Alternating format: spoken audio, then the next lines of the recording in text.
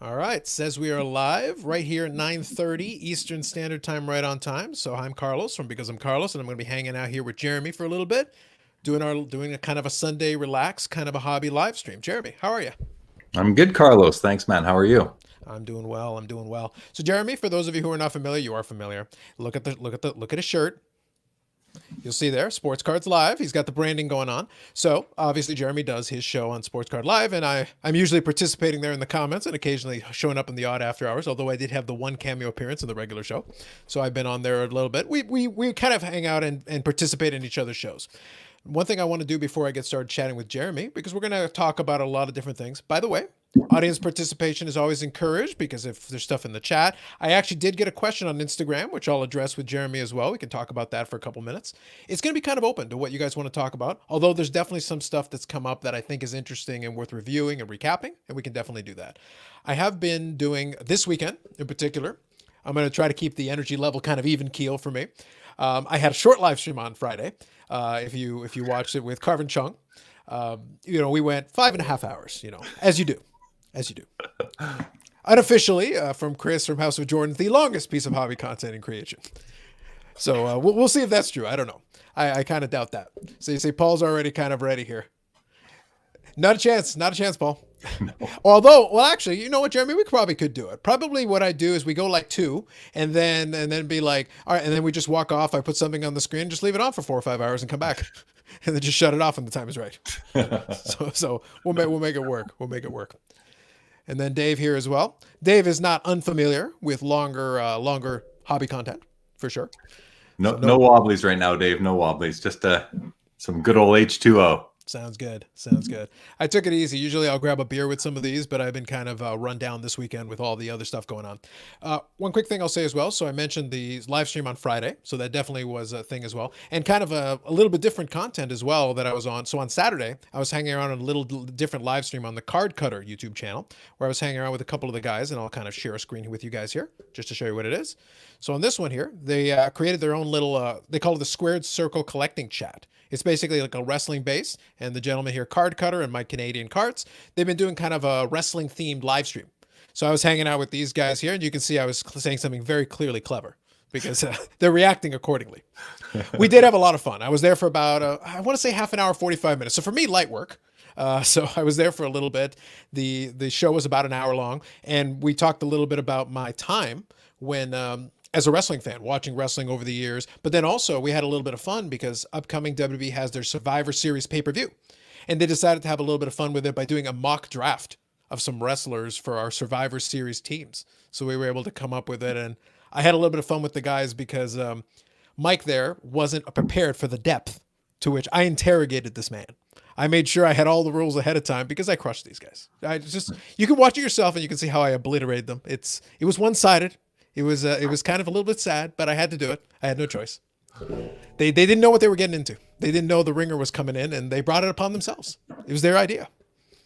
So They've learned their lesson. they have learned as we were part of the reason we were having so much fun was that Garrett at the top corner, as I was going through it and explaining the picks themselves, he was just sitting there like, I am out of my depth. I didn't know what I have done.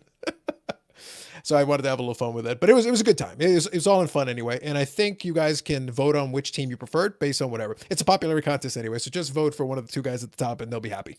So they'll be good. They'll be all right. Let me grab a couple comments here. So Matt, so I hope you got in a nap today, Matt.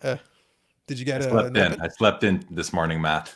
So did I, out of necessity, absolutely. Vinny, how are you? Good evening. Hello, Vinny. Dave, yes, I did.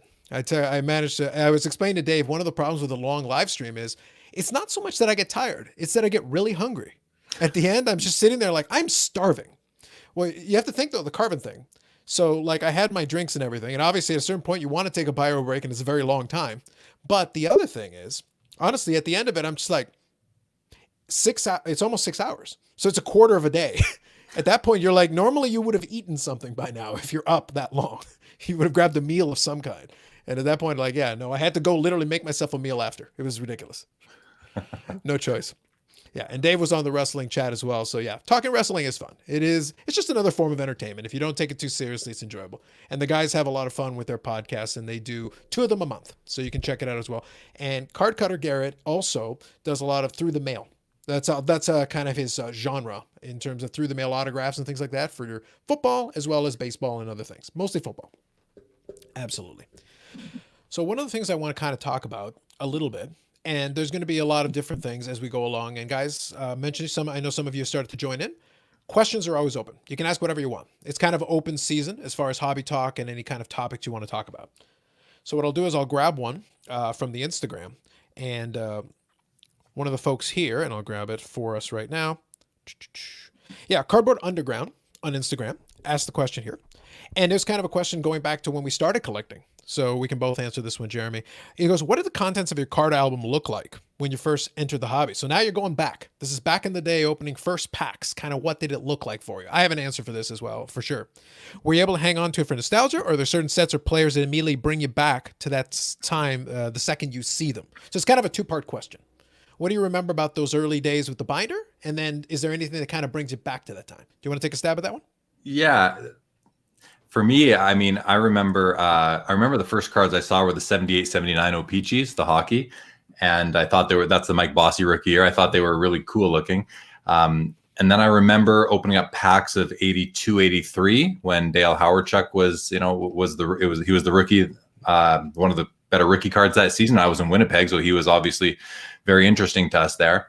But when you bring up the word album, I'm actually thinking about the sticker albums. I remember collecting the sticker album and having to get all the stickers to fill it out. And I couldn't find the very last sticker so I'd take my $2 allowance, go to the store every weekend, buy 8 packs of stickers. And I could not for the life of me find the Ken Morrow rookie from the New York Islanders, or not rookie, the Ken Morrow sticker, the New York Islanders player to put in the Doesn't it always album. have to be a guy like Ken Morrow? It's never Mike Bossy or Wayne Gretzky or Mark Messier. No, it's got to be like Ken Morrow. That was the last one I needed. I ended up trading with some other kid at recess in the schoolyard. I traded him like all my doubles for his Ken Morrow that was actually already stuck in his album. Okay. So he had to peel it out of the sticker album, and then I had to stick it into mine. And of course, it didn't stick nice and flat because it had been taken out of another album. But that's kind of one of my at that point, did they have the little glue sticks? Yeah, they did have glue sticks back then. That might have been the way if you had to do it that way. It's probably what I ended up doing, actually. Yeah. But those are like the earliest memories I have of collecting. So I don't really have a great memory of a binder and pages, although throughout the 80s I was collecting complete sets and filling them and just trying to get the set every year, just like all the kids did back in those years throughout the 80s. No, that sounds good. So I'll grab a couple of the comments and then I'll answer the further question as well. Absolutely.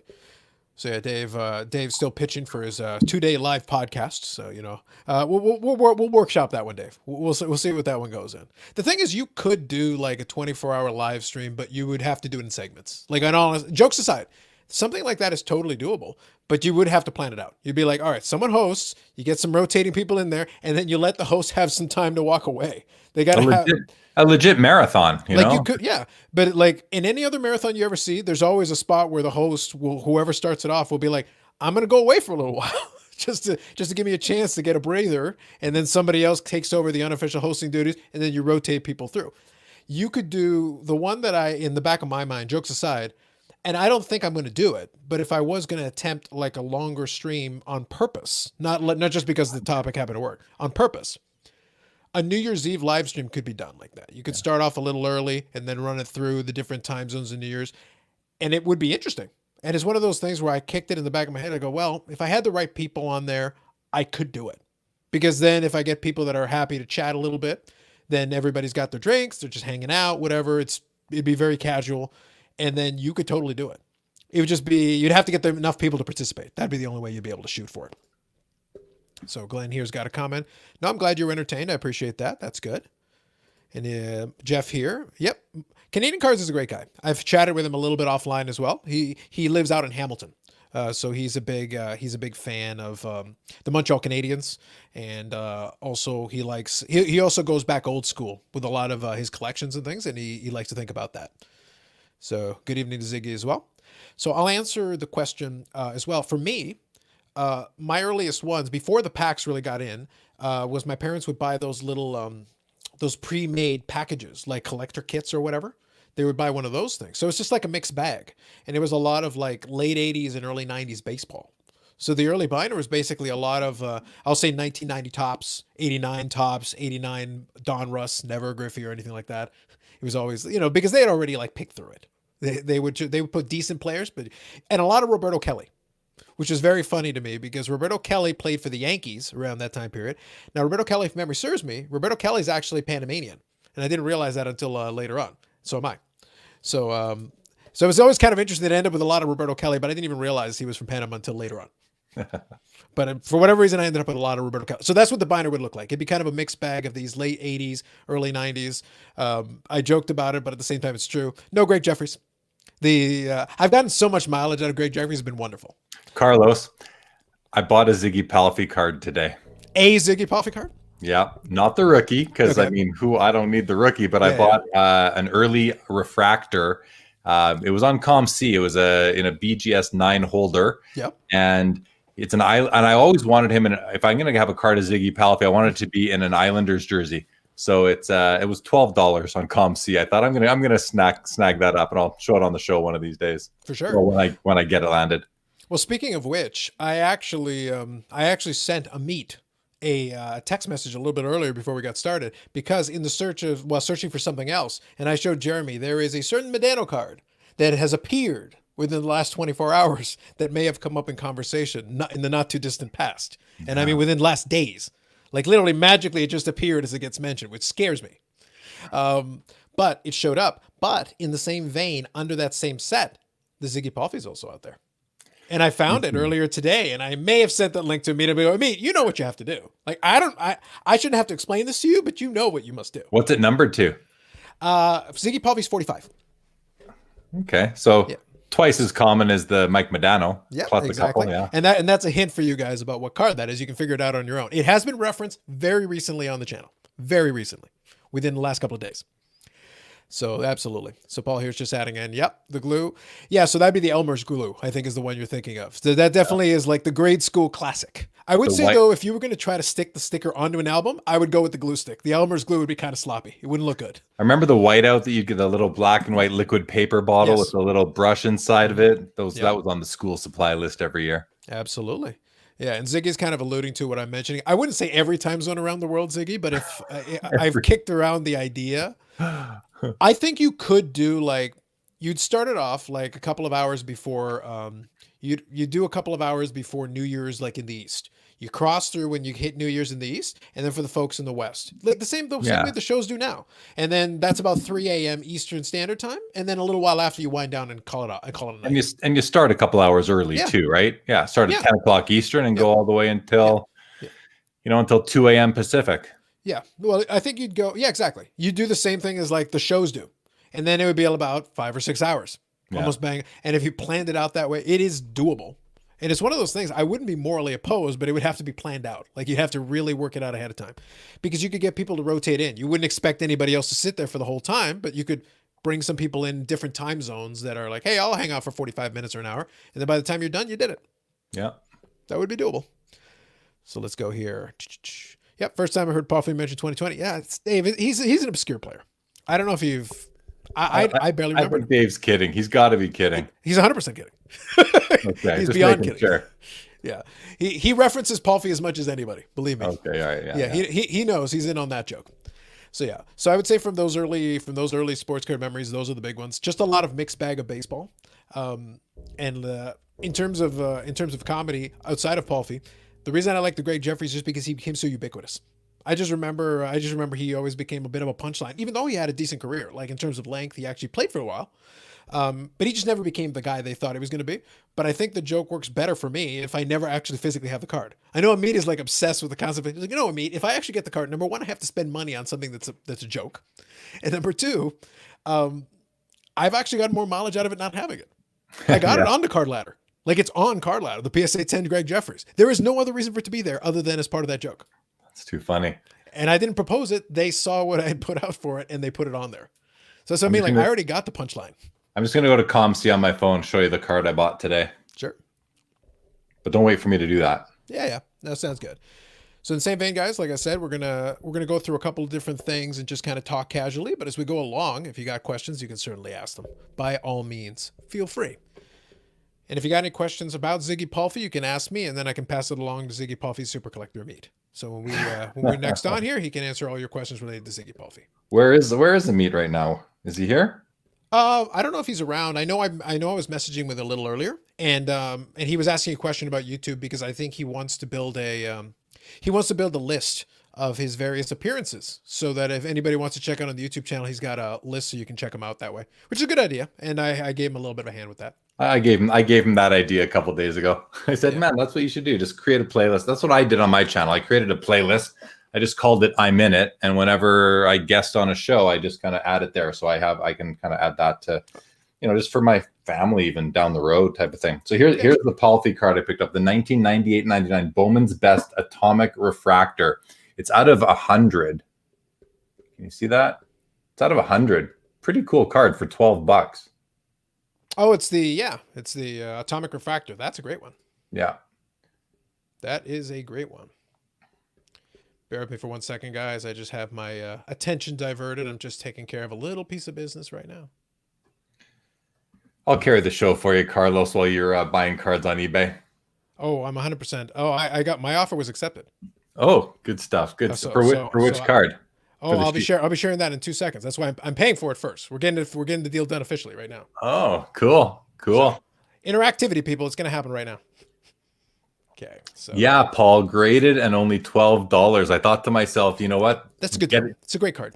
I thought getting it graded is going to cost me $30-$40 right now, just with shipping and everything. So $12 on ComC. The guy was asking like 14, and I put in the minimum offer, and he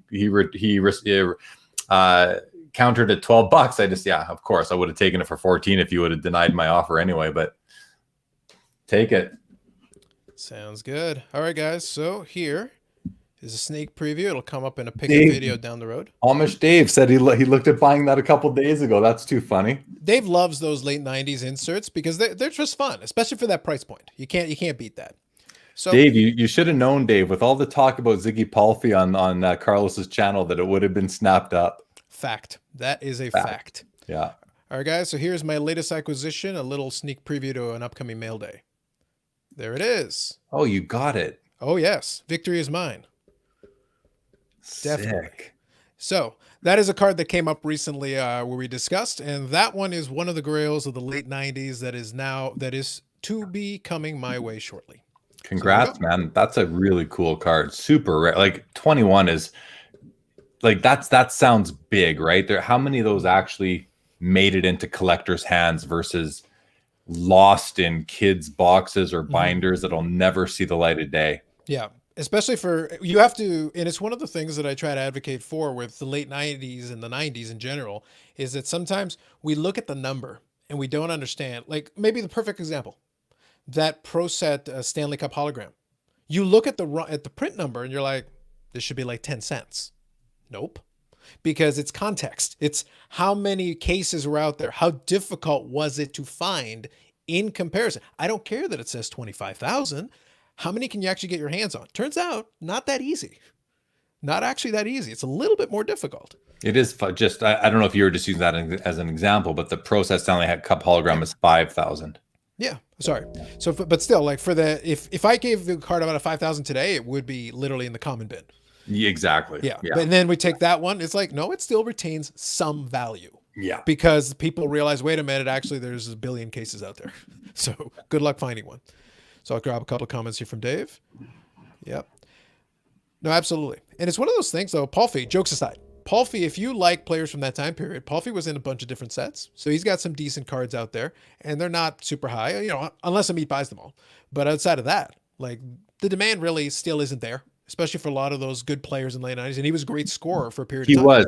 I used to pick him in hockey pools, but I had him in his Islanders years. So I'm only interested in cards of him in Islanders, and most of his cards were a little bit later when he was on the LA Kings. So Dave, I'm not gonna compete with you for his LA Kings cards, and I'm not gonna compete with you for any of his cards now that I got one. But I thought that rare refractor would be a nice kind of placeholder for Ziggy Palfy in my collection. But to me, I remember him best with the Islanders. That's when he did his most dazzling. Yeah. I think also that Bowman Best year, 98, 99, they did a really good job with the design for the refractor and for the atomic refractor. Yeah. because not every design, and it's something I meant discussed with Dave previously. You know, two day live stream jokes aside, I will do a follow up at some point where we did a '90s episode and it was lengthy as well, but we covered a lot of ground, showed off a ton of cards. One of the things that I intentionally withheld, I did not show any memorabilia or autograph cards on that show. I was very specific and strategic with that. I wanted to hold back and I wanted to say, well, if we do another episode, we can focus more on the memorabilia and the autograph side of it because there's a ton of great stuff from that time period and we could showcase some of it.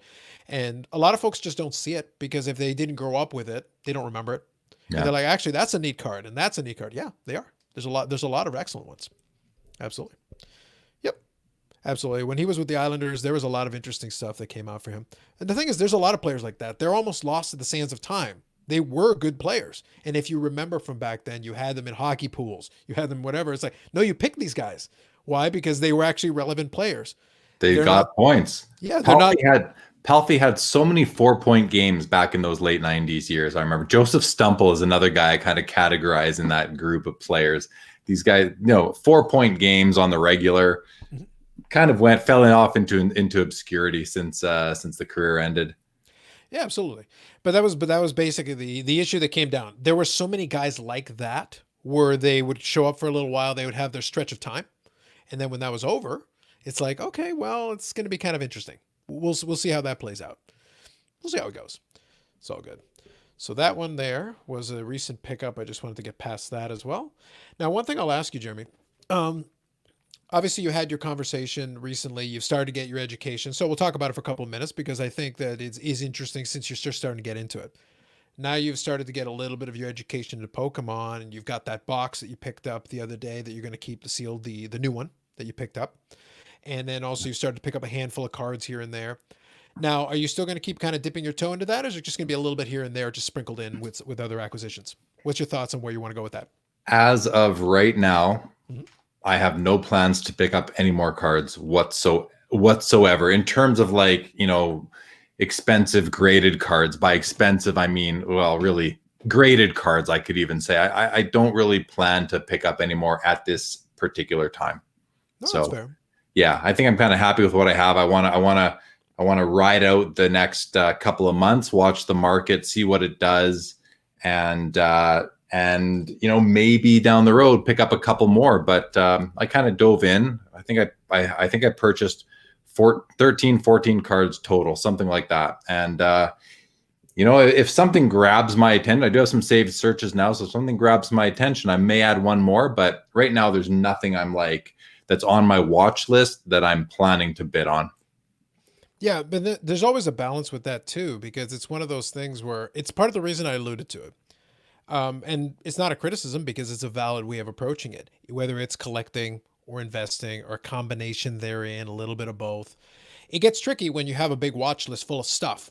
At a certain point, you have to make decisions because unless you, in fact, have unlimited funds, you can't just hit buy it now and everything. You can't make an offer and everything because heaven forbid you win everything. That would actually be bad. You can't actually do it that way. So it becomes a little bit of okay, which one of my current things I'm looking at am I most interested in making a move on right now? And there's a little bit of a decision-making process to that. Is it right now, do you have a way in your head of ranking, look, I'm looking into some of this stuff. This is kind of cool. And if it came up for the right price, this would be good. Or this is a thing I'm really after this thing. Are you talking Pokemon particular or just all Cards in general? You're looking at your watch list. Maybe there's a bunch Yeah. of stuff that has potential, but you have to make a decision. Where does the decision-making process come in? I pack my watch list. Right now, it's probably low at maybe 150 items, but I'm usually in the 200 to 300 items in my watch list. Yep. And I put in things there. I put things in there that I don't even plan on buying. I just want to see what they end at, just for my own market, awareness. But I go through every day. In the morning, I kind of look to see what in my watch list is ending on that day, and I decide if there's something. Do I need to set an alarm to make sure that I remember to bid? And then when 5 minutes before that auction ends is when I kind of make the final decision based on what the price is at the time, or what the bidding is at that exact time, and also what my mood is. I could really want a card at 4:00, and come 8 p.m. I don't want it as much. It's just kind of the way it goes, and so I may decide to pass on it at the last minute.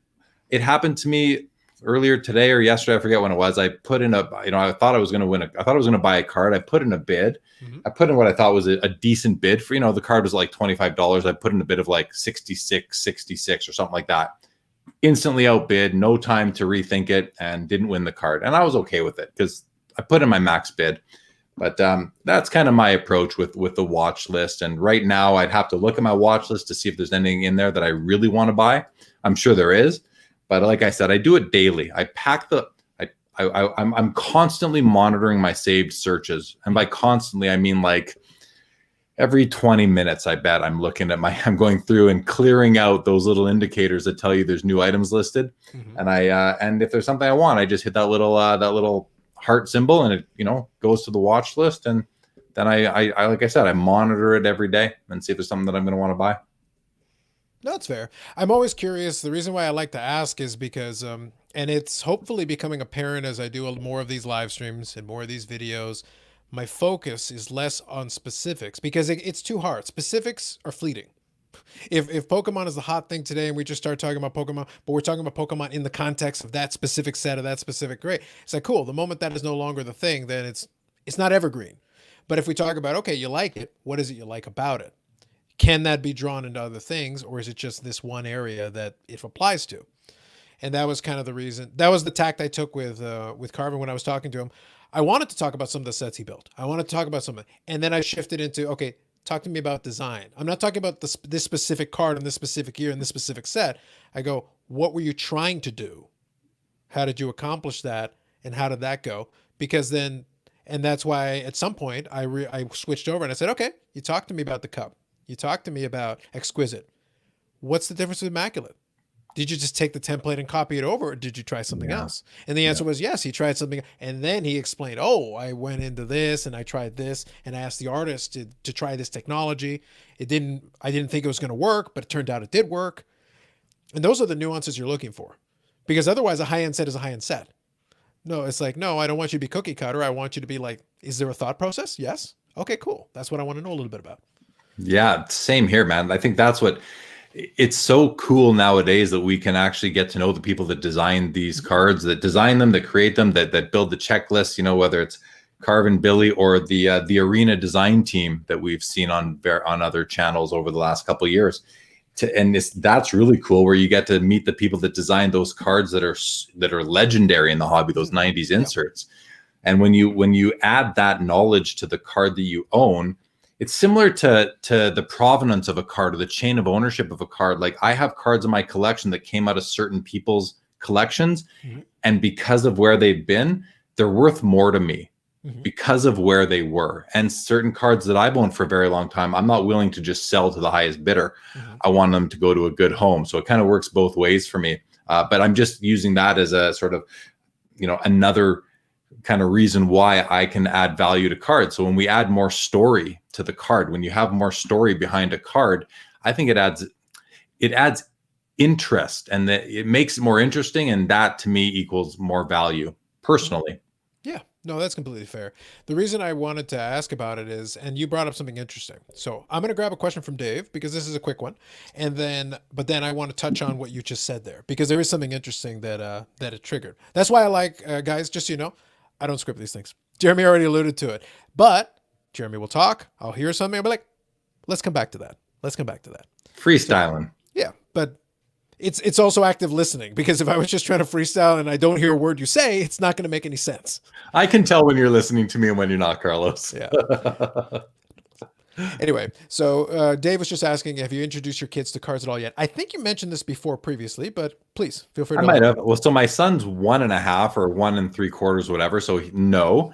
My daughter, I gave her some cards once, and she just kind of played with them and then forgot about them. But she knows what this says on my shirt. So when I say goodnight to her tonight, she's like, Daddy, let me count the letters. And she counts the letters, and she goes, that says sports, and then it says cards, and then it says wive. Sports, cards, wive. So she knows all about that. She loves, I have these little pins that I got made, and she calls the pin. She refers to this as sports cards live. Daddy, where's sports cards live? And I here it is. And she plays with this. I put one on her sweater today, after her swimming lesson. She was very happy. But no, they're too young to really get into cards right now. Yeah. And But I think eventually, it's going to be, I think that age, it's just going to be the visual. It's just introduction. It's like anything else. It's like you're not going to, even if you wanted to introduce them to, you can introduce them to them literally means like, this is a card. Just put it in the general yeah, vicinity. I don't want them, I don't want them to start trying to touch them and grab at them and pulling them off my desk and all that. I mean, that's just trouble. These aren't toys. Mm-hmm. Right. Some of them are. I've got some that are toys, and I'll give them commons if they want to play with them. No problem. Yeah. Well, that's what 91 Donruss is for. Knock yourself out. Yeah. There's plenty of it lying around.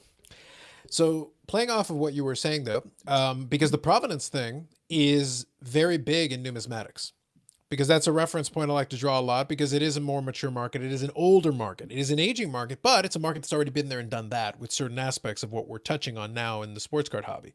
The provenance is so critical because some major collectors' collections will actually the name will end up on the slab. So they'll put it on there. It's like, the Bob collection or the Johnson collection or whatever. But if you're in the know, you're like, wait, Johnson put together the best typeset of Morgan dollars or whatever. So having that provenance actually adds value. It's not worth the same as the same potential coin as another one. I don't really think we've gotten that in the hobby necessarily to the same degree. Like if there was a provenance for Jefferson Burdick's cards that he used to put together some of his research material, I think that could be a thing. Yeah. Or if Beckett, if his collection at some point came up for sale, and this is part of the Beckett collection, that may have some value in terms of provenance. It happened with the Albert Bell collection. Remember when Albert Bell put together like the top baseball Hall of Fame rookie collection? They were all PSA 10s, and then he sold them off. And I believe that I think the slabs actually had an extra line of text that said the Albert Bell collection. I may be wrong on that, but I remember they were on display at a national in like 2009 or 10. And it was amazing to see, because it was PSA 10. It was all PSA 10s, like every Hall of Famer that had a PSA 10 in the pop he had. And I wonder if cards from his collection would get any sort of premium because he owned them as a baseball player himself. But again, when you're talking PSA 10s for a card that is a pop 1, 2, 3, 4, or 5, it's hard to add even more value because a certain guy owned it, I would think. Yeah. When you talked about numismatics, Carlos, I was wondering, and you kind of answered it, but I just want to be clear. Is the provenance super important because it helps to establish I guess just the fact that they're authentic, mm-hmm. and that is it that, or is it more because of the person that owned it? Both, because if a collector develops a reputation for quality and unaltered, and you have a certain confidence, it adds something for the potential bidders down the road. Because if their reputation is this person has a certain where I say numismatics differs from sports cards is that sometimes sports card collectors, and this is just a general thing, they get obsessed with the grade on the holder. And this is where I talked about that whole thing with Mike Baker, because a nicer version for the grade in sports cards, some more nuanced collectors are doing that for themselves anyway. They're looking at the 57. I use the 57 Topps Mana because it's a classic example. They're looking at the one with good centering. They're looking at the one with great registration because that's uncommon.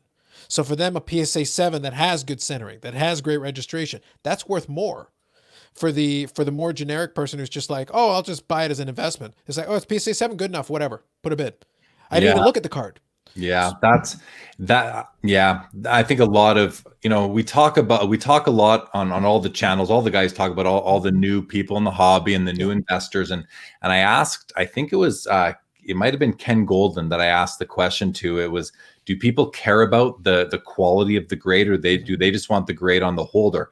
And whether it was Ken Golden or someone else that I asked, they said they just care about the grade on the holder. That's a lot. And yeah. I have never approached it that way. I've waited. I've waited too long to the point where it's at my detriment. Like I wanted a Willie Mays 51 Bowman in a PSA 6. Mhm. I've waited too long now to find the right copy, but I have several cards that I waited a long time to find the right copy because I didn't want just any PSA 7 or 6 or 5 or 8 or 9, depending on of course, the price point and the card itself. But to me, that's a no-brainer. Like, why, if you have a PSA 8 of a card and it's an ugly PSA 8, why would you buy it? I don't know. That's just something I think about. Yeah, but that plays into that provenance question you asked, because what happens is some of these collectors in numismatics more so than sports cards, and I'll bring it back into how this could apply to sports cards. So we'll get to that as well.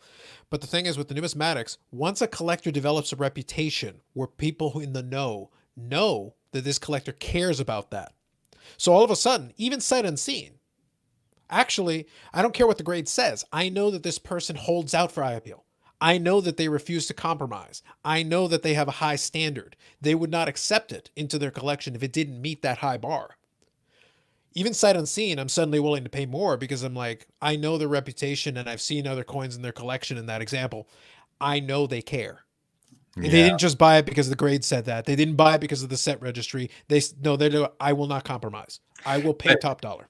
That I hear you, but that assumes that every card they're selling was from their personal collection. With us card guys, I've got my personal collection that I treat that way, but my inventory cards that I buy, I'll buy any PSA 7 Gretzky rookie as an example, just because I know it's a 7. It's in that holder, and it doesn't have a shot at getting into my personal collection, but I'm definitely willing to buy it to find it a new home. And people know me as someone who has, kind of quality for the grade type of cards, just as an example. There's going to be exceptions to that along the way. And I wonder if that's the same in the numismatic, hobby, where some of these guys that are known for it, do they not just buy and sell collections as well and take everything that they can? Some of the guys do, but some of the higher end guys don't have the time for that. They're more focused on the collection itself. They're not doing a lot of wheeling and dealing. Also, and this is more of a different thing, numismatics versus sports cards. Numismatic guys also tend to be a lot more reliant, and they'll work with dealers who will help them broker deals. And as part of it, the dealers also kind of act almost as an advisor. They will be like, we shouldn't slap your name on something that isn't of quality, because then when it comes time for you to sell the bulk of your collection, we'll get maximum dollars if your reputation is established. You start watering it down with junk, then it's not worth the same when it comes time. So they would advise them, saying, like, no, you can still sell, we can sell these for you, but let's not put your name on them necessarily. The ones that we put your name on, these are your quality pieces. These are the ones you really care about. Your top, cream of the crop. And then that adds the value. And if you know that they're just moving their personal collection, they're not other buying and selling collections. I hear you. Can we address Foul Five Ball's comment? Yeah, that's fair. Go for it. So a couple things I say to that specific comment. The first thing is that it's subjective. Some people do find it ugly.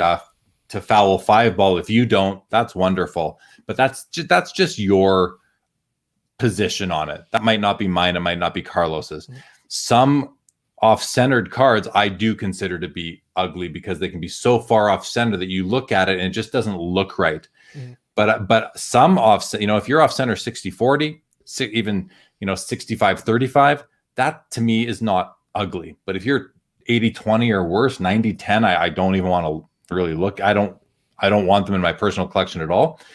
But what does make a card ugly, and I said it last night on my show, and I'm sure I've said it 100 times, is a blurry card, a blurry image, poor registration, the print quality's down.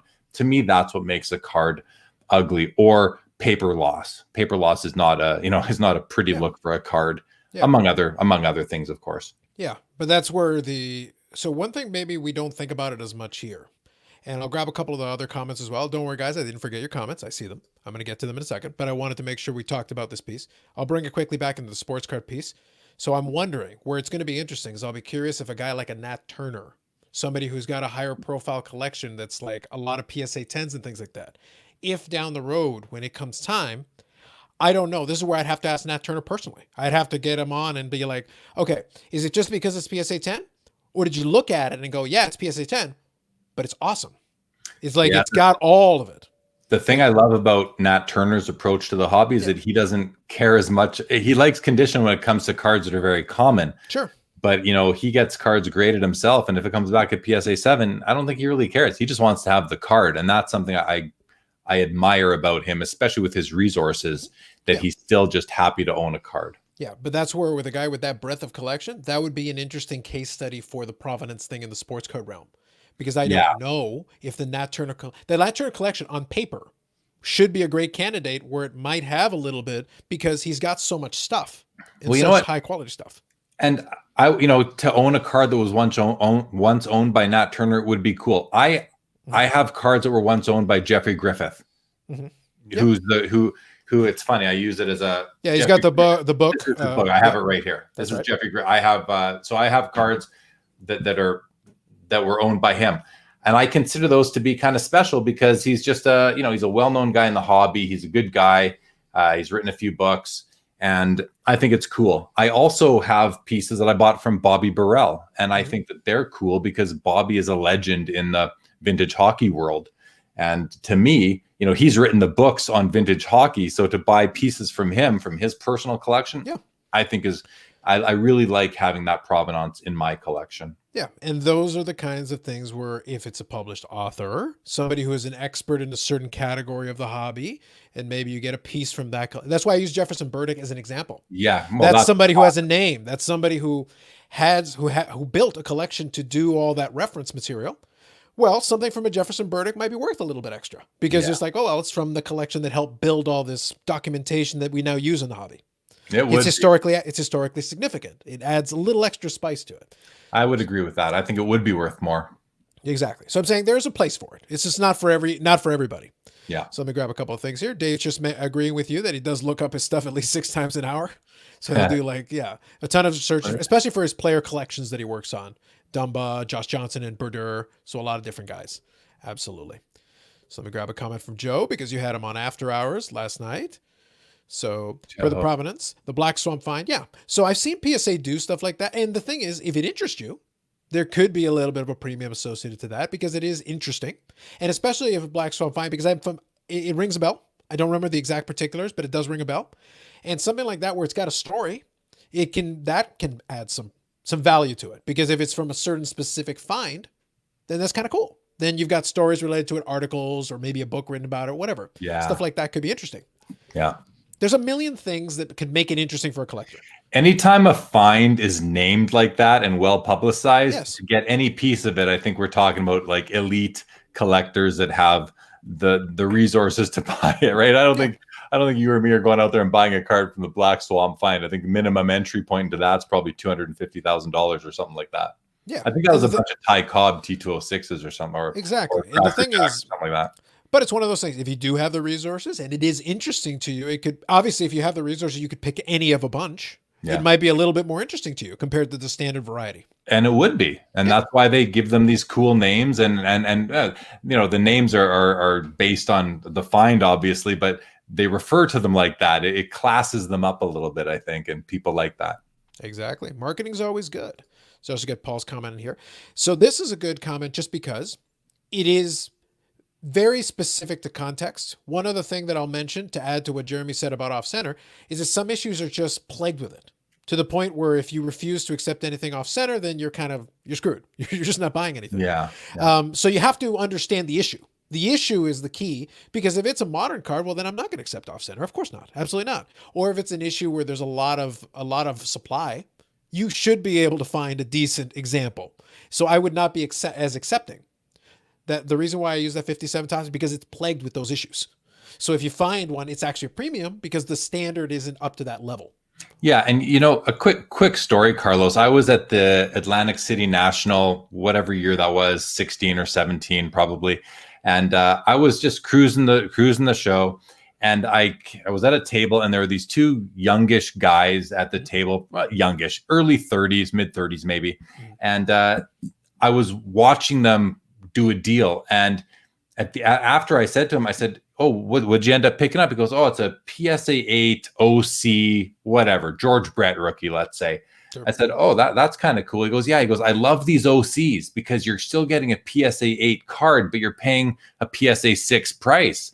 And I thought to myself, what a cool approach. Like, I don't take offense. You can do whatever you want, of course. It's a valid way of going about it if that's your desire. If centering doesn't offend you, then what a great way to get a card that's in tip-top condition. And who cares if it has that qualifier on there? You still have a pack pulled card. So I'm all about pack pulled cards. So, and I respect Joe mentioned this a little bit when he was showing off his card. I forget exactly which card it is, Joe. If you're here, you can specify which one it was. He was showing it to you, and it was the one where it was, I believe, authentic. And the thing is, it's 53 Mays. That's the one. There you go. And the thing is, it depends on the card, 52, right? Sorry, 52 Mays. Yeah, and it depends on the card. And one area that this has come up over years.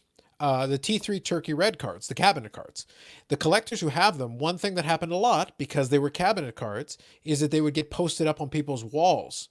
So you could have a card that would look beautiful. It would look pristine.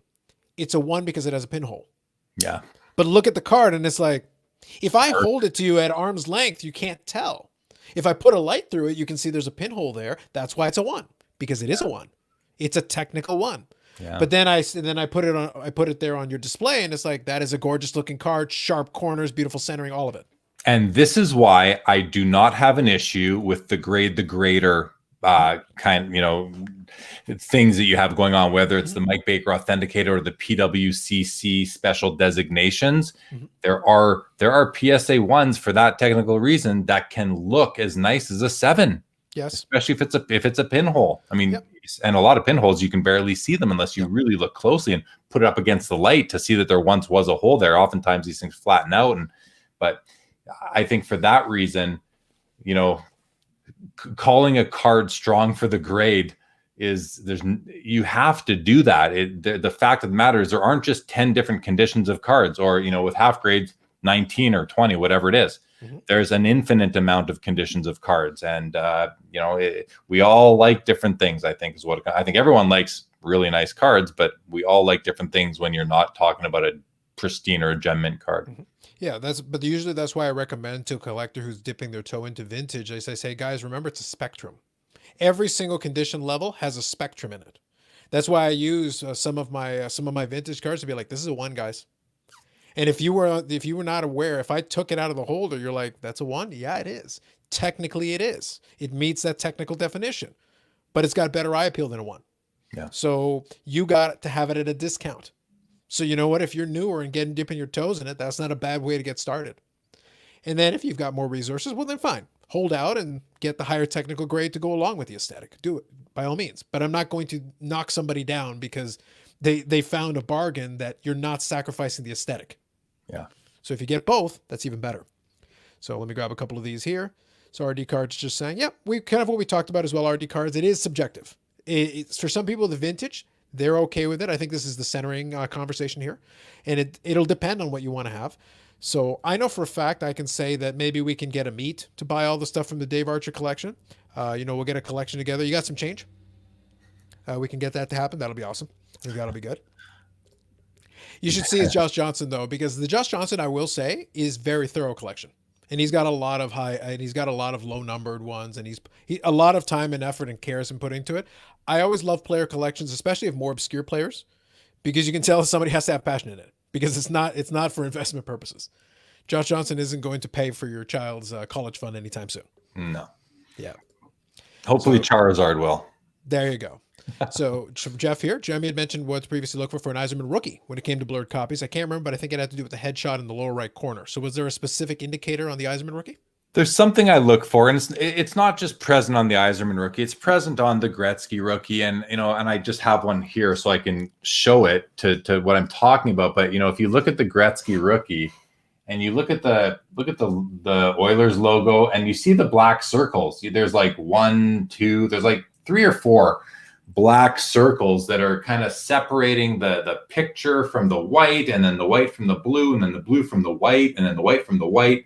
Right here, there's 1, 2, there's 4 black circles around that logo. If you look at them, and oftentimes between the black circle and the blue ink, you'll see a sliver of white, telling me that the printing plates were not applied uniformly. And on the Eiserman rookie, it's quite notorious around the headshot that's in the corner. And that's what I look for. I want those printing plates to have been applied precisely so that this is a perfect one. This is perfect. There's no gaps between the thin black line and any of the other colors, whether it's the white or the blue or the picture of the ice surface. I'm sorry, it's kind of blurry, but I think there it is. But you kind of can get the idea of what I'm talking about. I always look for gaps between those fine details. Sure. One thing I'll throw in there as well is, and this is just a general suggestion, I'll leave it for Jeff and anybody else. If you do get into, and this is where the advantage is sometimes of studying an issue in some depth. If you do decide, like say you wanted to collect the 7980 O-Pee-Chee set, well, my suggestion to you is why don't you just go on eBay? It's a great resource, or go to ComC. It's a great resource. Look up a bunch of cards. What you're going to discover very quickly is that there's certain condition realities that certain sets have. You will become very familiar with them. Of course, you can Google it and look it up, and there will be articles on it, and awesome, especially some of those like higher end sets. But you know what? Go to Google and look at a bunch of them. Go find some PSA graded ones and look. Even look up 9s, look up 8s, look up, relatively high end. And guess what you're going to find? Some issues have centering issues. You're going to find these high end ones like, why are they all off center? Maybe that's a problem with this issue. Yeah. Suddenly you educate yourself on it. Centering issues, I think it all has to do with how that uncut sheet was put into the cutting machine. Yeah. And registration issues are because, these were manually printed back in the day. I think I'm speculating, but I think they would have like literally brought down the printing plate onto the cardboard and then lifted it back up, and then brought in the next printing plate and brought it down and lifted it back up. And in between printing plates, that sheet can move, just by micro amounts. And if they moved by micro amounts, you're going to have a card that is less than perfect, or a print image that is less than perfect. Yeah. So that's something I look for. And like you made a great suggestion there, Carlos. Go look at ComC, look at eBay, look at copies of the Yzerman rookie, the Gretzky rookie. The Gretzky rookie, the biggest thing, one of the biggest thing people love to look at is the placement of that oil drop, that little orange oil drop right there above the Oilers. Like if that is not centered within that little blue carriage underneath it, then people don't like it. This one's actually it's a little high, but this one's actually pretty decent. And you can tell it's decent because the rest of the registration on the card is good. Another thing I look for on the Gretzky is the word Oilers is often a little bit lower than the word Edmonton, because again, you can tell they're two different plates that printed those two words. So I always look to make sure that these two words are completely even with each other. Yeah. And the thing is, everything Jeremy's talking about are nuances that if you look at a different year, won't apply. That's the thing. It's like it's year by year. It's set by set. It's also sport by sport. Yeah, exactly. And that's the thing where now you go in and you do your research, like I suggested, go up on eBay and look at a bunch of different ones. Suddenly you'll start realizing your eyes, when I was collecting predominantly vintage, which I still do from time to time, it's not that I have this magical ability or this Rolodex. It's that I've handled thousands of them. I can hold some of these vintage cards and I have a pretty good sense of what's right. If something seems off to me, it's only because of experience and physically handling these cards over time. It's like, okay, now you hand it to me. It's like, nope, that's wrong. And it's just because you've held enough of them. And that's all. Yeah. That's all it is. Yeah, that's it. I agree. Yep. It's just Paul in here. Sounds good to me. I don't know what the market price is, but that seems good to me for a 906. I would think 9 right now has got to be like $200, $300, $400. I think that's strong. Maybe 3. So that's a steal. I mean, it's a steal relatively speaking, but it's probably right around market value. But still, to get a PSA 9 off-centered Curry rookie for $33, I mean, that's a lunch, And I think also OC is also relative. It depends on what PSA considers. Because you can have something that's OC that just barely hit that reference. Yes. Which is not as bad as something that's borderline miscut. That's still considered OC. That's why I say, guys, spectrum. It is a spectrum. Be careful.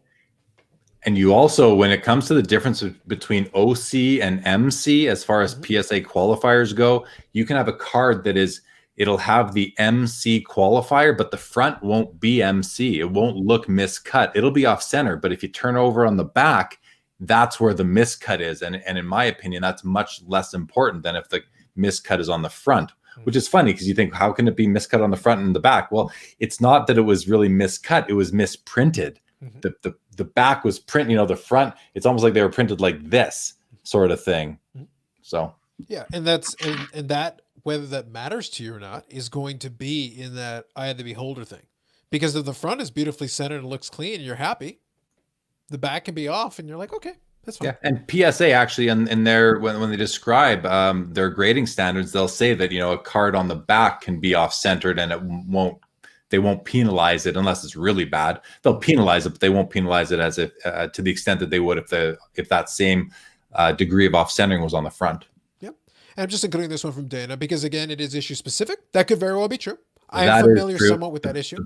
The Bernie Parent rookie is from that year. Yep. And that card is like a PSA 8 is probably like $4,000. It's probably more by now.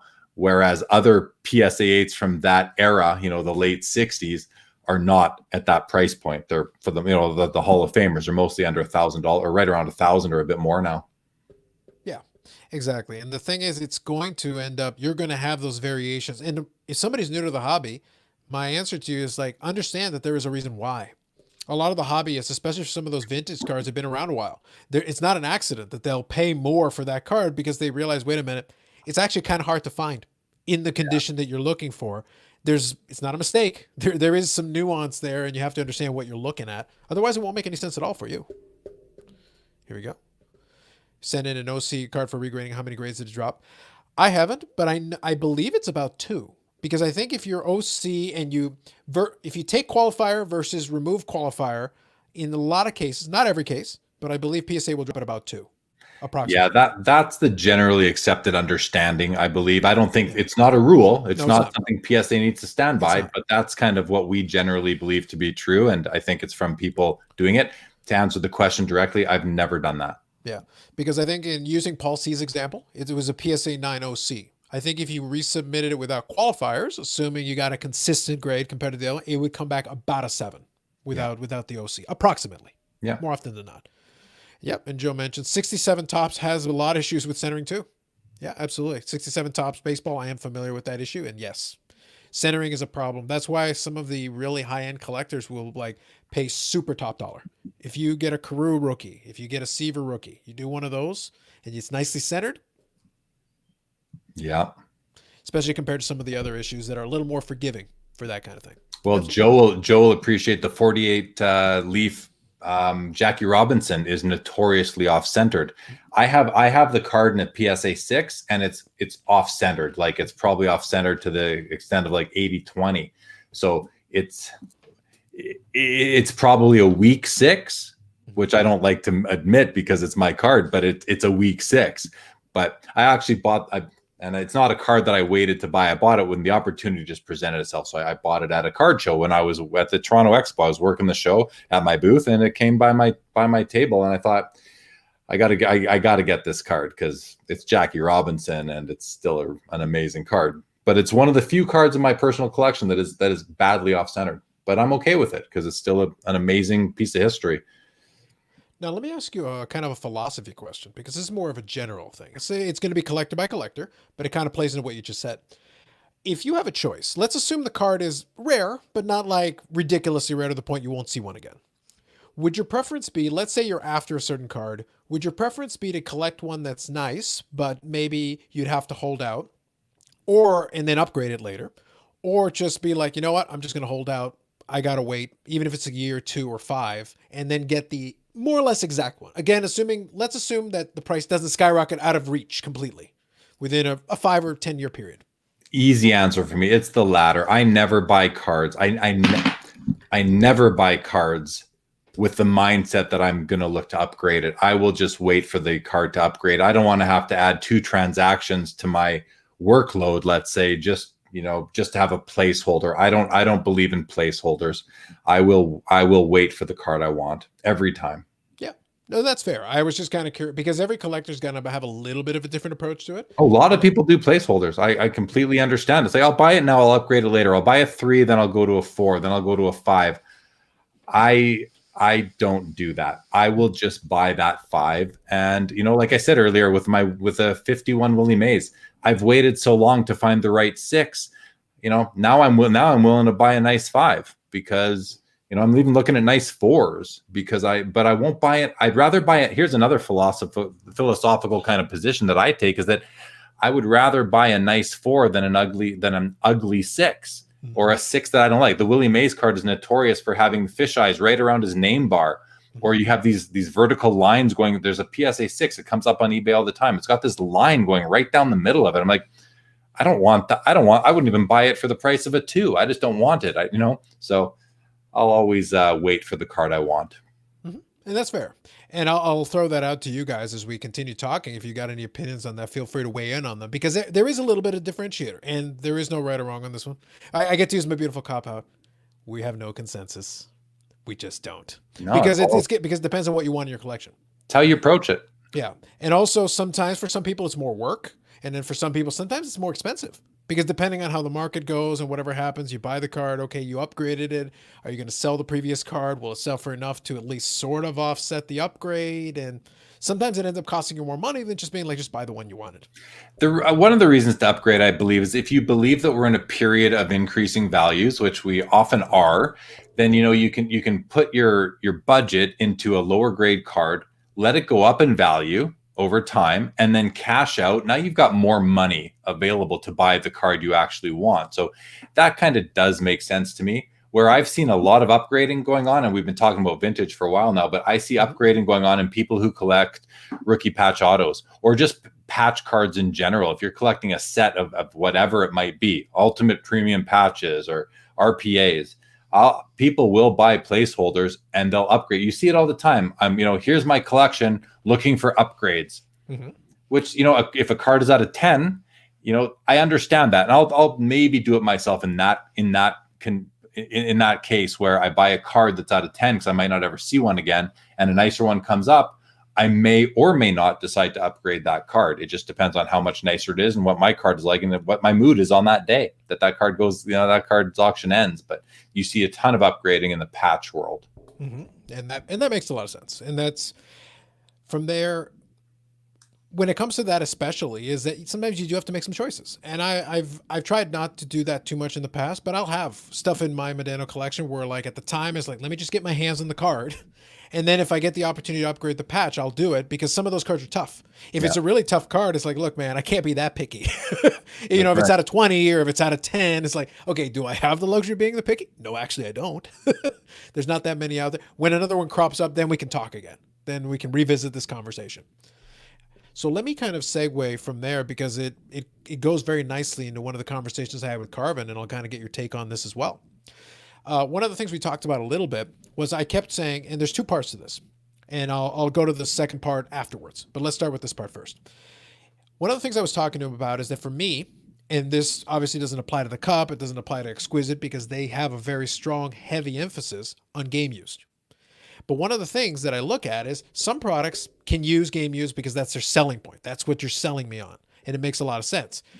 I was looking at, for some of the mid-tier and lower-end products, is, can we try to de-emphasize? Can we go out of, because for those products, the game used doesn't really add a ton of value. And Carvin and I spent a lot of time discussing the concept of value, and you can bring that piece into it as well. So there's some room here. So go in whatever direction you like. Well, I remember that line of discussion you guys had on Friday night. And I remember Carvin saying, when you're buying these cards, does it really matter if it's game used or not game used? And to me, it matters. And I saw someone in your comments said it matters.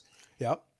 And I agreed with, by the way, I agreed with that concept, just because I was saying, like, to me, I can't treat it the same way. If it's not game used, then why am I paying a premium for it? Well, you hear the tagline, I don't, in the game, what Brian Price's tagline on his products used to be, where we get you in the game. And was it Upper Deck, or someone said where, we get you closer to the game, or something like that, something to that effect, whatever, marketing line they're using. While we're talking about this, I'll put a card on the screen. There you go. There's a new pickup today as well. Well, from the other day, actually. A Leaf card. Yeah. Very nice. Yeah. Yeah. So these ones are game used. So I'm just using this as an example. These are 2 stick blades. It's a double stick blade, Brett Hull and Medano 1 of 1 from Blades of Glory. So that's a new one. Wonderful player combination, by the way. To me, it matters. I mean, I will own cards that are photo shoot swatches of memorabilia, I'll own them, but I'm not going to go after a complete set of that. I'm probably, and when I say I'll own them, I don't think I have very many in my collection. Right? It's one of the reasons why, like when the cup first came out, Carlos, I was doing the sets every year. I was going for those cards out of 99 right away, and making sure I had all the important guys. I did a couple of years of the sets, and then I'm like, okay, I don't need these commons anymore. But when I realized, and it really sunk in, that these aren't game worn, the only thing special about the cards, in my opinion, at that point, is the fact that they're serially numbered, so we know how many are out there, and they're somewhat rare, and that they're autographed, and that they're thick, they're substantial, they look and feel cool.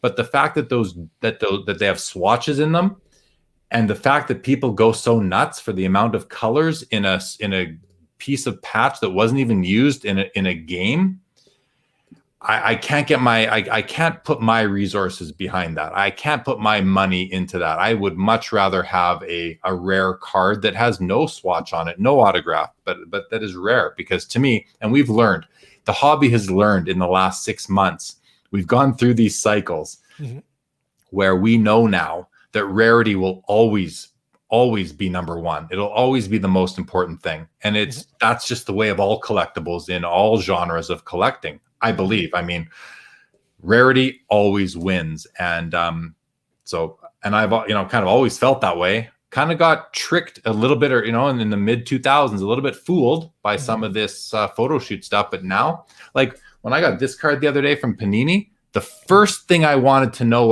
was it a game used piece? Yeah, because if it's not game used, it's not worth much to me. But the thing is, I mentioned that to Carvin when I was kind of countering his point a little bit, because I said to him, because for Carvin, it's very much about the aesthetics.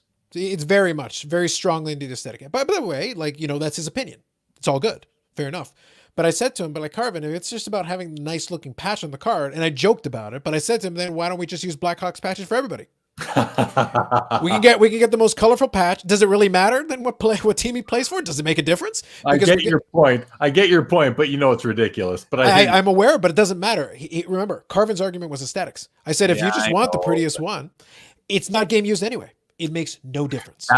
Carlos, I understand, but that's far-fetched. You got to admit it. You may not, but that's far-fetched. That's far-fetched because you wouldn't do it. The reason why I pointed it out, though, is that if the idea here is strictly the aesthetics and the game use is irrelevant, then it doesn't make a difference. Then the patch literally adds no value other than just being an aesthetic element.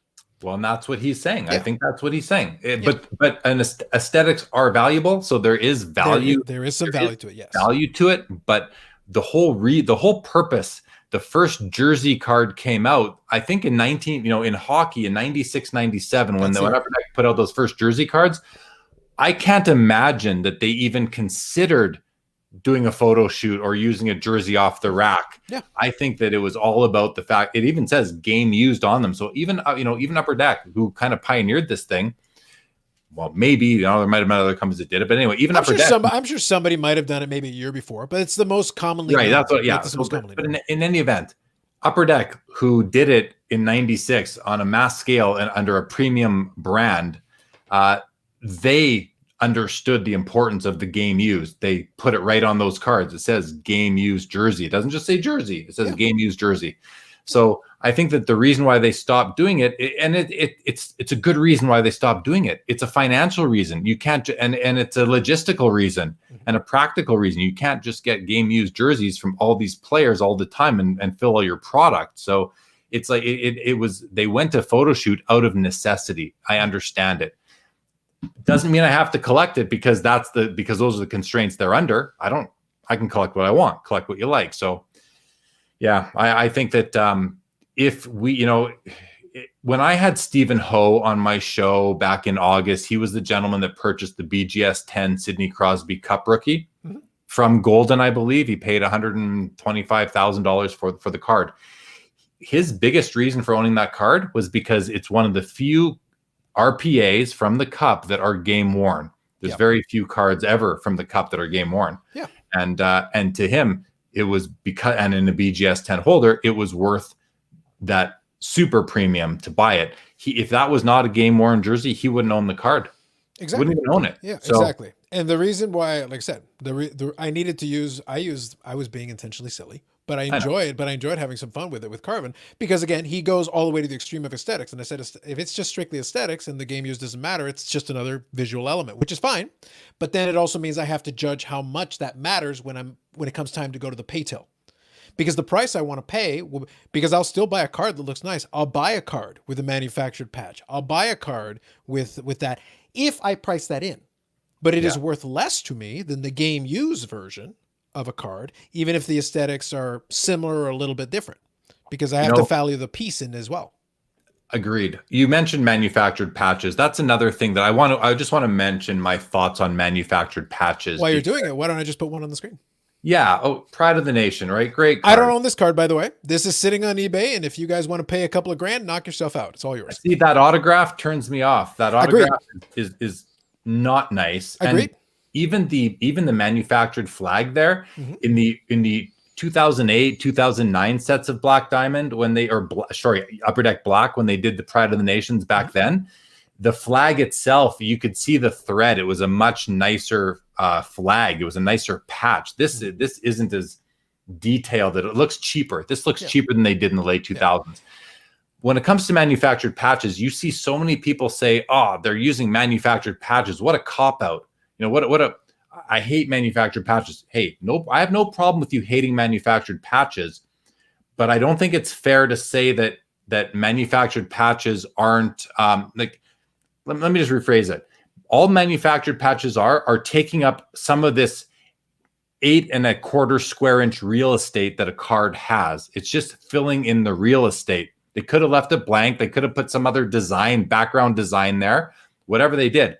Manufactured patches to me are not the worst thing going because they're just a design element. They're not meant to be a game use patch. They're simply a design element. And if you don't like them, don't collect them. No problem, of course. Yep. This is actually, these Pride of a Nation cards are some of the nicest manufactured patches I believe that have ever been done. You know, in Goodwin, they do the dog. I own the silver version of this, and I had no problem buying it. It was more than fine, but it was priced correctly. It was priced accordingly, and I factored that into the pricing.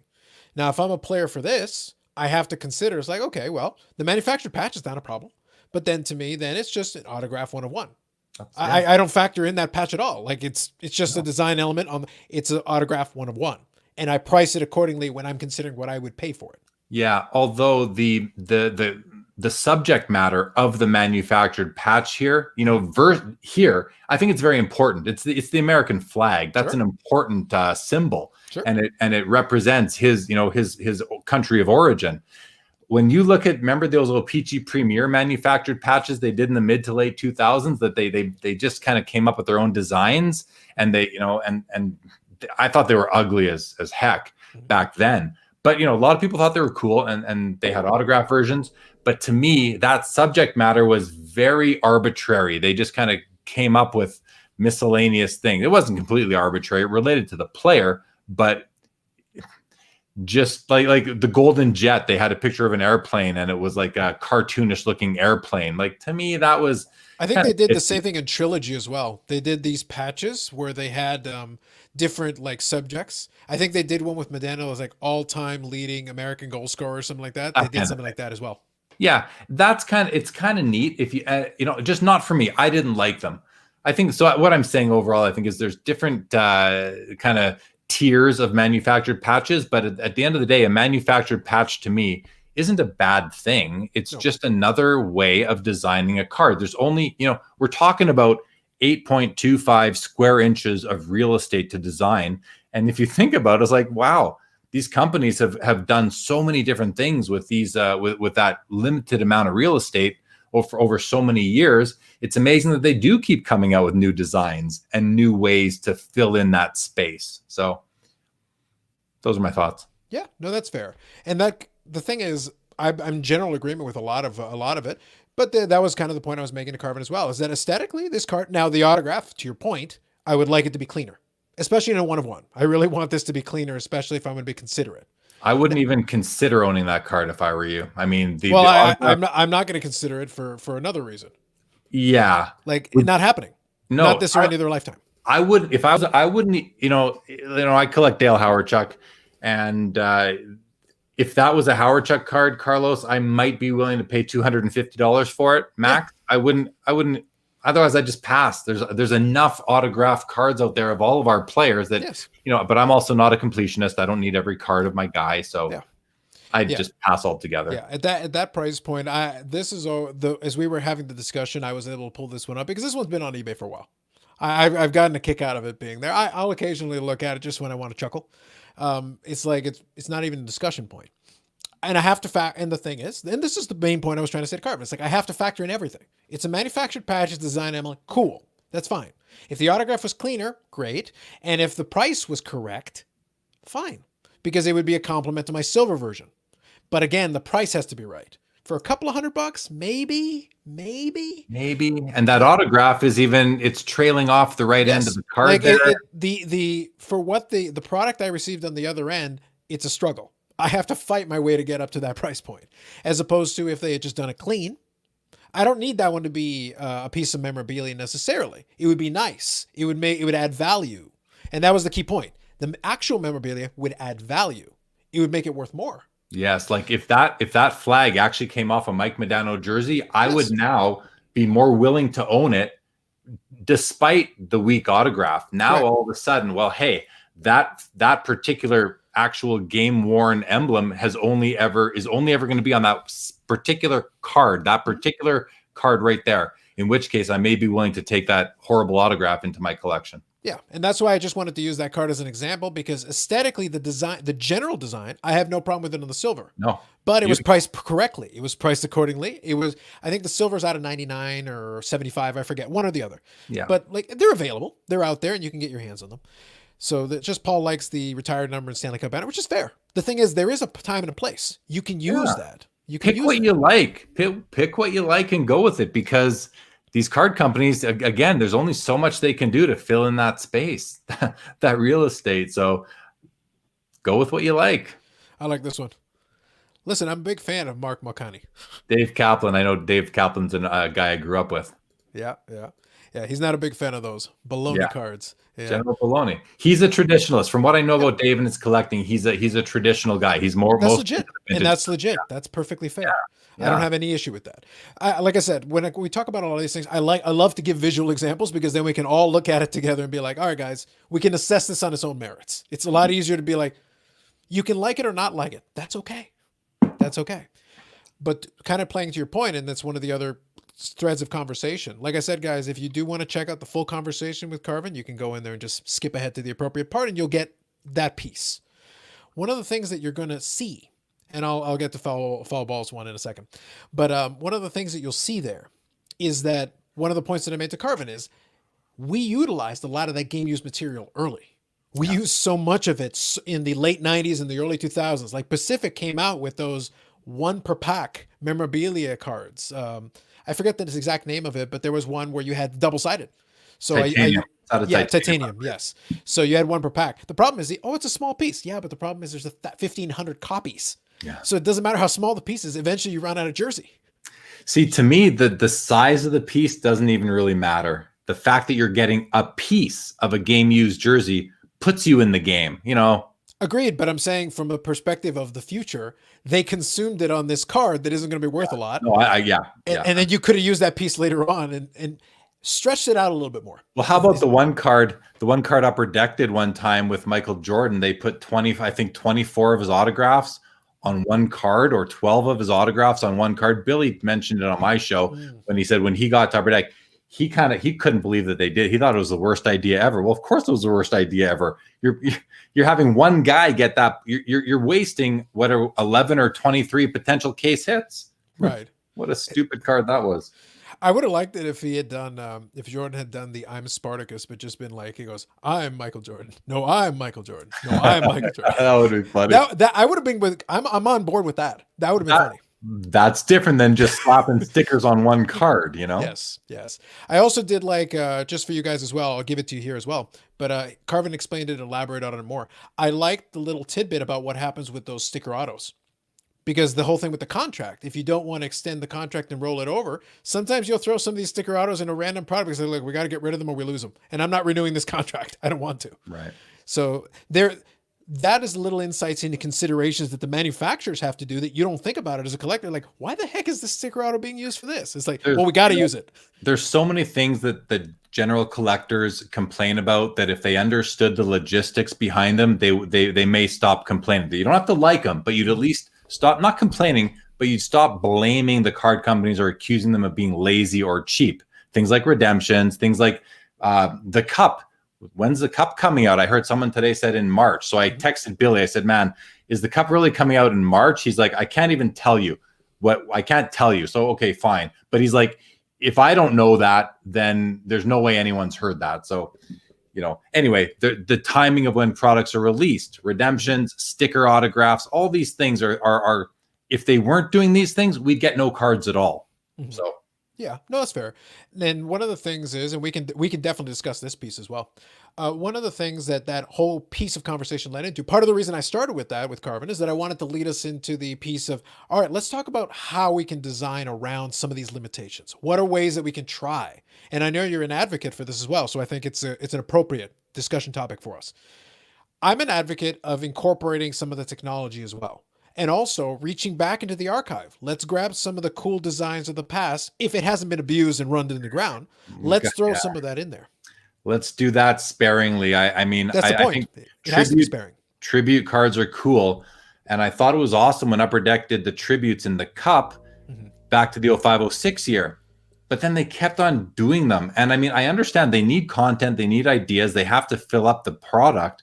But what it did for me, and I'm just speaking for myself, is that it now made those 0506 cup cards kind of less just tough to get, less appealing, because they've now put out all these other players with rookie cards that look like them too. If they would have stopped it the first year and then maybe the next year roll forward, do 0607, then the next year do 0708 and continue. Now they're doing now the last couple of years, you've seen like tributes to all the years of the cup or several of the years of the cup. And on their own, the cards are cool, but you keep on doing it. It happens with everything in the hobby though, right, Carlos? Jersey cards were cool in 96. I did this exact same line of conversation in there, but I put it under one phrase. It's going to the well. The problem is they can once they tap in, they go straight back to the well over and over and over again until there's nothing left in the well. And you've completely exhausted it. And it's like, well, in a couple of years, we could have used it. And they do it because it's so successful the first year. That's like, hey, it was a hit. Let's do it again.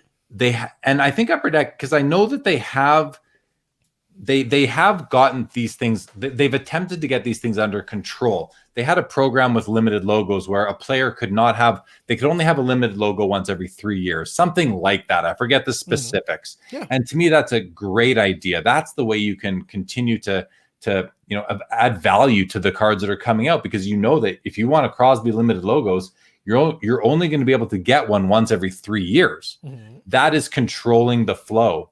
But when like you said, you keep going back to the well, I think you're just diminishing the value of everything that came before it and everything that's going to come after it. Yep. And that's not good for us collectors. But we have to keep in mind that the card companies, they're I think 95% of their attention goes to, and maybe even more, maybe 99% of their attention goes to how they're going to sell the upcoming product, because that's everything else is in the history books for them. They need to worry about how they're feeding their families moving forward. So they'll keep on going back that well. But yeah, it'd be nice if they could just come up. I've said to them, just come up with new designs. Don't diminish the value of these awesome old designs by making them so available that no one cares anymore. Exactly. And that the reason why I use that analogy is because I said there will come a time where there's no water left in the well. It's not good anymore. And that was and Carvin did a good job explaining that for Exquisite, he held back. Like you looked at some of the LeBron stuff and whatever, he intentionally left off the autograph, and he explained why. Right. It was not an accident. He goes, no. If I give this to you right now, it's done. If I hold back at least 1 year, now I've got year 2. And if we get to year 2, at least I've looked 1 year in the future. If nothing else, I've looked 1 year. They're always doing that. In my discussions with the guys at Upper Deck, if you were to say, hey, this is a great card, but man, it could use an autograph. Well, they're thinking that same way. They know that, but they have to. It's like they know that people are going to want them to innovate, so they're almost pre-planning the innovation for, when you're talking about these types of cards, which I think is great. Do that. And Carvin said, would that dual logo man have sold it for any more money if they were autographed?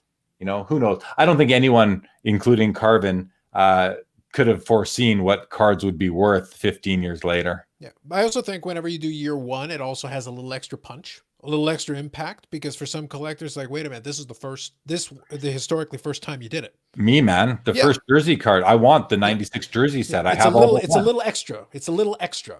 Well, it's the first time. It's like a rookie card. Yes. The first card. I think there's a little bit of historical significance that adds a little spice to it for the collector to be a little more excited about it than the 14th time they did it. That's right. 100%. And you look at the first year, Carlos, the first year Prism gets a lot of love. Why? Because it's first year Prism. Exactly. First year Cup gets more love because it's first year Cup. And you can say that for everything. Mm-hmm. Let me grab a couple of these comments here. So it's a valid question. So here's the thing. Although a countryman, I don't really know that much about Roberto Kelly's career, so he doesn't have the resonance with me. I'm not a guy who's like, oh, my countryman, oh, whatever. No, it's certain players though definitely have a little bit more cachet with me. Let's face it. But what about the flag, Carlos? Having a card with a flag? Don't really care. If it was Rod Carew, I might care, because Rod Carew is an all-time great. Yeah. Even a guy like Carlos Lee, who was pretty good in his day. Never heard of him. I refuse to acknowledge Mariano Rivera because he sucks. But Carlos Lee, now we're talking. Plus, he's got a good first name, so we're good. You just like his name. At least he was a decent hitter in his day. He had like 300 career home runs. He was actually decent. It helps if the player is at least decent. Of course. So, yeah. From Dave, it's just like, when the dust settles, a lot of people were dumping. The thing is, it happens to a certain degree. Insignificant is the key word here. Because just patch card for the sake of patch card, I agree with you. The popular players are the popular players. There will be collectors for them. But if it's just some random dude, then yes. I think that's reasonable.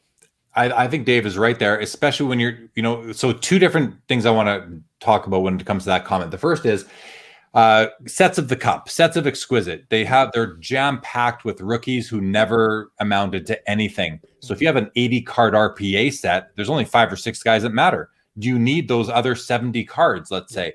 And once you realize you don't, you're dumping them. That's why we see Cup RPAs. Some of them sell for 99 cents. When back in the day when they first came out, even the commons were getting $100 out of the pack. Mm-hmm. There was a home for every Cup card back then.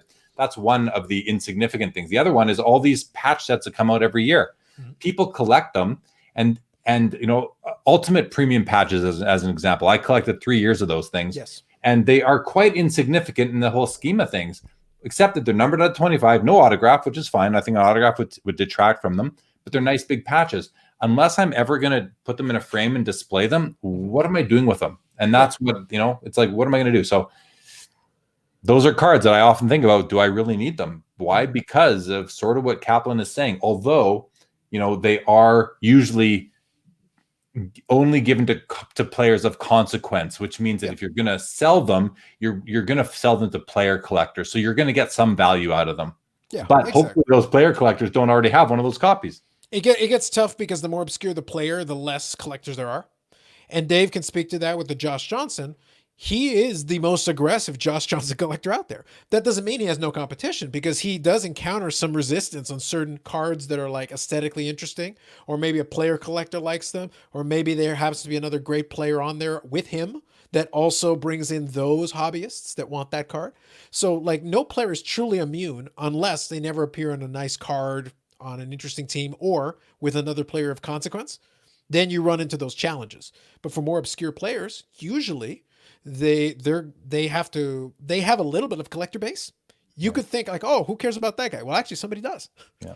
There's a couple of collectors for almost every player. So let me grab a couple of these here. So when you showed this, Paul, I had to quickly scan on the other screen and I was laughing. It made me happy.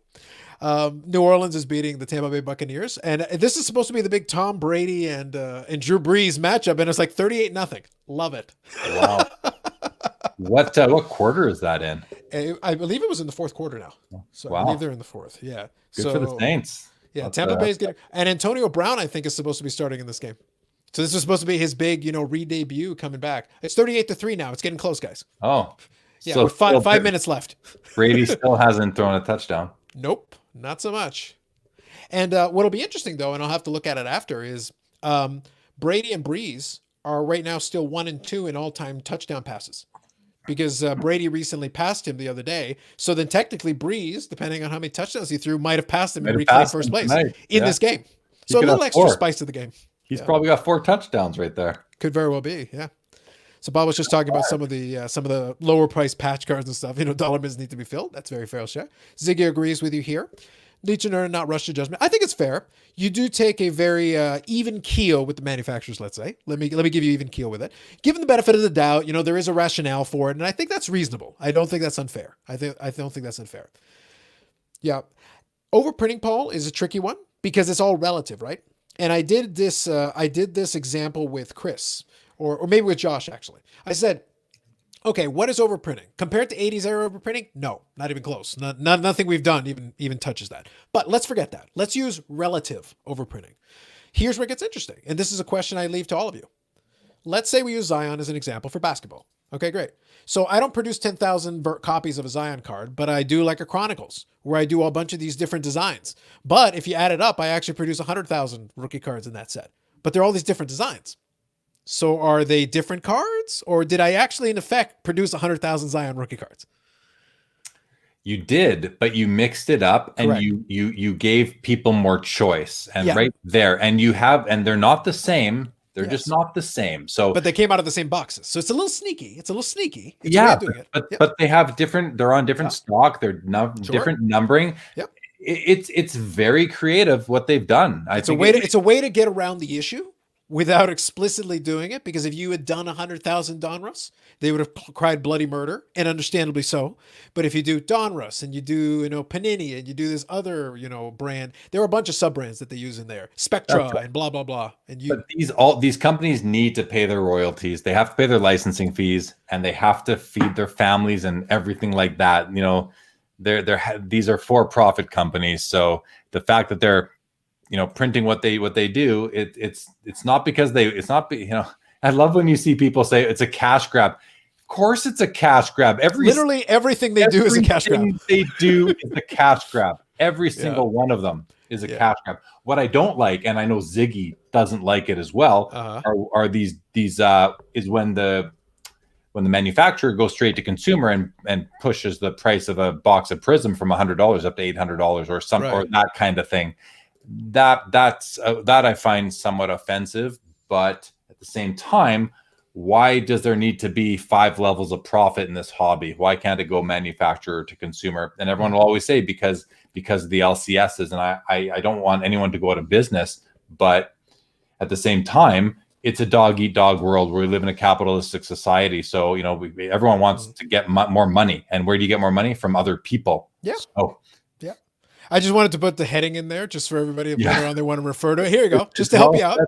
Just to help you out. Cash grab. Every product they put out, sticker dumps. It's not. It's because these companies have finance people who are telling them what to do. And Carvin mentioned it last night. Even that's the reason why move the inventory you have before you want us to go buy more. Yeah, that's the reason why I wanted him to give that insight. It's not good enough.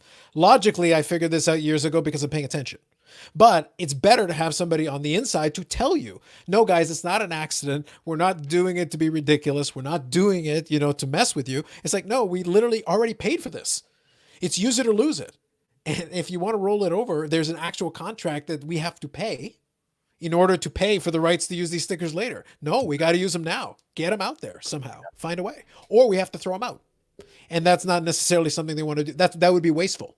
Because they'd be actual autographs they would have to literally throw in the dumpster. Yeah. And 4 TDs. Jeff McMahon says 4 TDs for Breeze. Yep. That's right here. I got that. So let's grab a couple of these questions here. So Ziggy's got a couple. Let's do it. All right. Do you think Prism basketball is overprinted? There's so many sub-products. It goes kind of into what we talked about a little bit. It's relative, right? Because it's the market. I will say that Prism's, production runs have been escalating as we've been going along. Obviously, there's more Lukas than Giannis cards for the similar type card and things like that. It gets tricky because it's like, okay, what's the market relative to? And also, is there enough product? I guess where it gets tricky is this. I'll look at somebody like a Sasha T who does YouTube videos, and he does a little bit of dealing and stuff. But as a dealer, at one stage, I don't know if he still has that. Things have changed. But at one stage, he might have had like 80 or 90 Luka Silver Prism rookies or something like that, a ridiculous number. So, which is to say, does he have 80 buyers potentially, or 80, a way of getting out of 80 of them? Yeah, but he's not the only one who has that.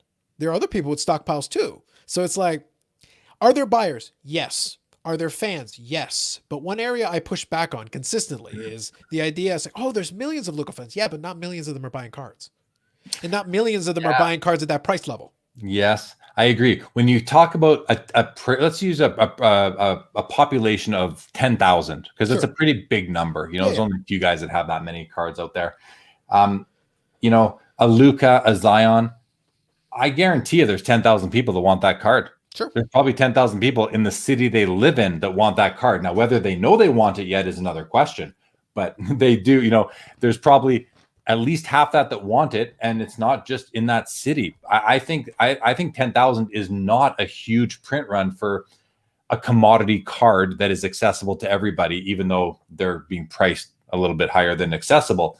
So I hope I'm articulating what I'm thinking here.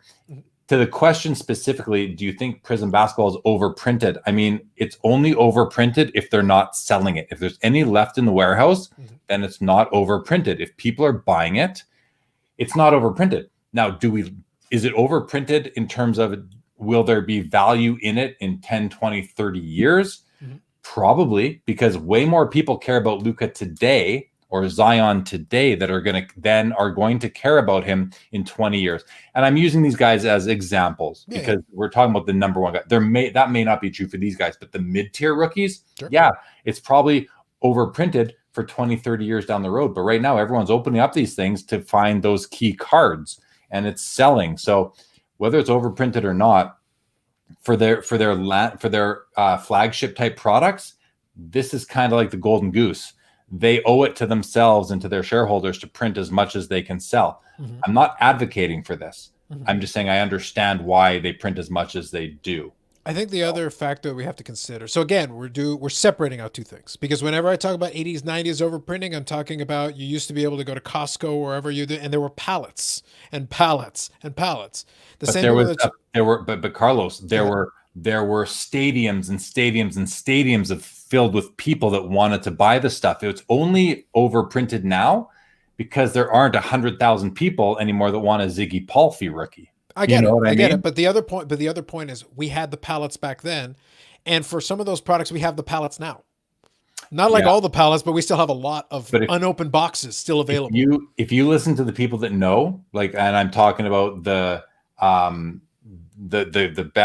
James Beckett's, the Brian Grays, the Brian Prices, the people that worked for these companies back in those days, they will tell you that we are not even touching the amount of printing that was done in the early 90s right now. That's what I'm referring to. Anything. That's what I'm referring to. So Ziggy, I mean, relative to the early 90s, I love when people say we're hitting another wax era boom.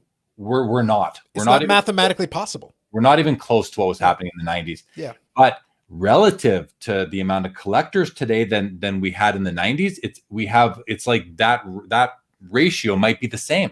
There might be that many fewer collectors today as there were back then, which is why it's really encouraging to see so many new people coming into the hobby. And to me, with the popularity of basketball, especially, it's like, why doesn't every basketball fan? People like cards, even if you're not collecting. Most people think they're cool. I just know that from my everyday life. So if I were to say to somebody who doesn't care about cards, hey, would you want to have a Luka rookie? They'd be like, yeah, for sure. He's an awesome player. He's the next Michael Jordan. Whatever, right? It's like, yeah, they'd want the card. So it's a tough conversation. It's always one of these tough ones. The key has always been the relative piece, because that's the math we really have to do. But we can't measure it because we don't know. We don't exactly. know we don't know the collector ratio, nor do we know the print runs. That's fair. The key though is that, again, what it really comes down to is if they produce 100 cards and there are 100 buyers, you're good to go. But they have to be 100 buyers who are actually willing and able to buy the card. because the able is also important to me. I have to make sure I'm clear about that because I know Ziggy has a whole string of questions. We'll get to a couple of them, but some of them actually pertain to this piece, actually pertain to this exact concept. And I'll switch over to them. Let me grab real quick Yeah, here. Ziggy's approach right now is one of discovery, right? He asks very good questions.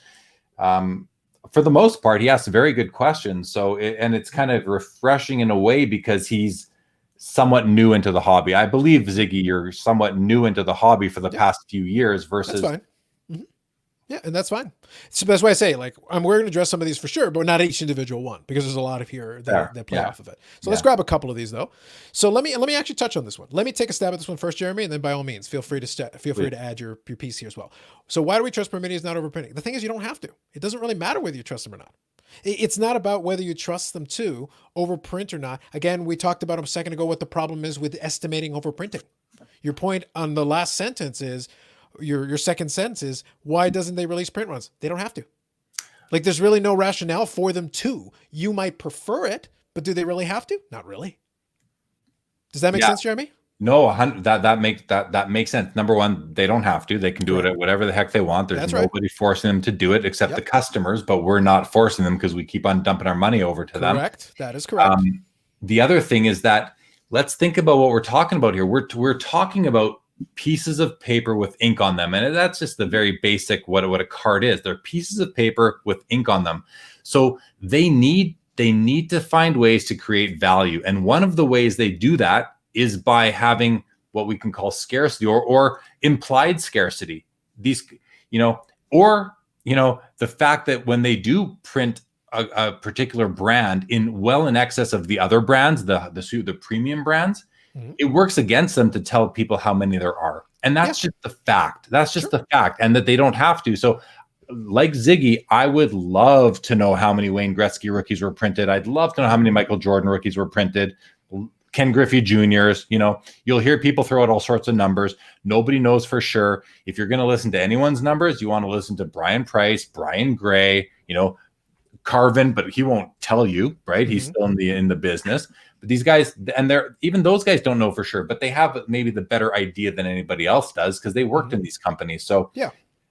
So one of your key points that you're making there as well is that a lot of the things they do, even if you don't necessarily like them, which is fair, is that they have to look out for the bottom line. If it doesn't contribute to their bottom line in some way, then why would they do it? And there's so much demand for Prism. Yes. It's like, they'd be cutting off their nose their foot to spite, whatever that cliche is, cutting off their nose to spite their face just to appease the collector. Now, all that said, I have advocated to Upper Deck for years. I've said, guys, you have to start archiving these patches because people are faking them. And if you care about the future value of your customers' collections, you need to provide this information. So from that perspective, I understand, Ziggy is not alone. Everybody wants to know print runs. So that's fair. For that reason, it'd be nice to know because we'd have more assurance as to where the values of our collections might go in the future, because now you at least have one of the factors measured in terms of how many cards there are. We'll never know how many collectors there are because we're not going to do a vote, but at least you have half of the formula figured out. So that would be nice, but they're not going to tell us. I've asked people at all the companies about this, and you get the same answer. It's like, and they don't really answer it though. That's the thing. It's like, it's because they don't want you to know, because it's probably, maybe it doesn't look good. Maybe it's not going to look good. And we don't want it. Maybe we don't want to know it. It's one of those things like, be careful what you wish for, maybe we don't want to know how many are out there because it could devalue everyone's collections, and all these guys are sitting on 80 of them, or even one of them. You have one of them, all of a sudden that can go from being worth $1,200 to $40. Well, I think you're making a very, very astute point here in that they don't want to. It's interesting because they acknowledge the secondary market. They're aware it's there. They don't ignore it, but at the same time, they don't want to necessarily do something that would impact the secondary market, like be directly from them. They don't want to necessarily be the direct impetus for a major market shift mid-flight. It would not be advantagegeous. That's why I kind of tongue-in-cheek modified our header from a moment ago. I added a little piece at the end here. What does it say? It says everything they do is a cash grab. # capitalism. Yeah. Just tack it on at the end. It's like, guys, capitalism. And that's okay. I mean, Yeah. Everybody wants to make money, including the employees and owners Yeah. of card Yeah. companies. We're just being honest with everybody. It's like, it's not that we don't disagree with you. The question is valid. The question is fair, but I also understand why they wouldn't do it. It's like, in what way does that help me? That is the question they would ask themselves. Does this help me in some way? Would I But in sell more some product? But we do know in some cases they do it. They put it Correct. right on the card how many there are, and that's Yes. very calculated as well. And Yes. that is to create scarcity and to create value. Yeah. And I'll quickly put David's comment in here because he says that, and that is accurate. Cup print runs are known. And that's on a product like that, it makes sense though. Like we're also talking about like some of the higher print run issues. They don't really do it. And part of what we're talking about is there are reasons why. So let me skip ahead a little bit because there were a lot of comments thrown in after that. Let me just do this one really quickly as well. Do you think today's hobby population technology could consume the 1990s cards? Not a chance. Just too much. There's too much. And also some current collectors don't want to go back. I like the back catalog of cards because my hobby history goes through this entire spectrum. I appreciate 90s hockey cards or 90s baseball cards or all of these things. But the brand new collector is like, they don't want the Roberto Kelly. Even if they're really into Panamanian players, they're going to look for the current guys. They're not going to go back in the archive for that. That's where being a Hall of Famer is so important. Unless you're a team collector or that kind of thing, but that's where, you know, when you look at building a set of RPAs from any year, it's like, unless you're a player collector, a lot of these guys, you know, especially if you're paying a premium for a nice patch, all you're buying is a patch. The player doesn't even matter. The autograph, it's like the autograph's worth a nickel, the player's worth a dime, and the patch is worth whatever you're paying. And if that patch isn't even game worn, but all that said, it's in the licensing that every player needs to get a card, and you know, and it also allows the companies to produce more cases because now every pack needs a rookie card, and it also creates the chase.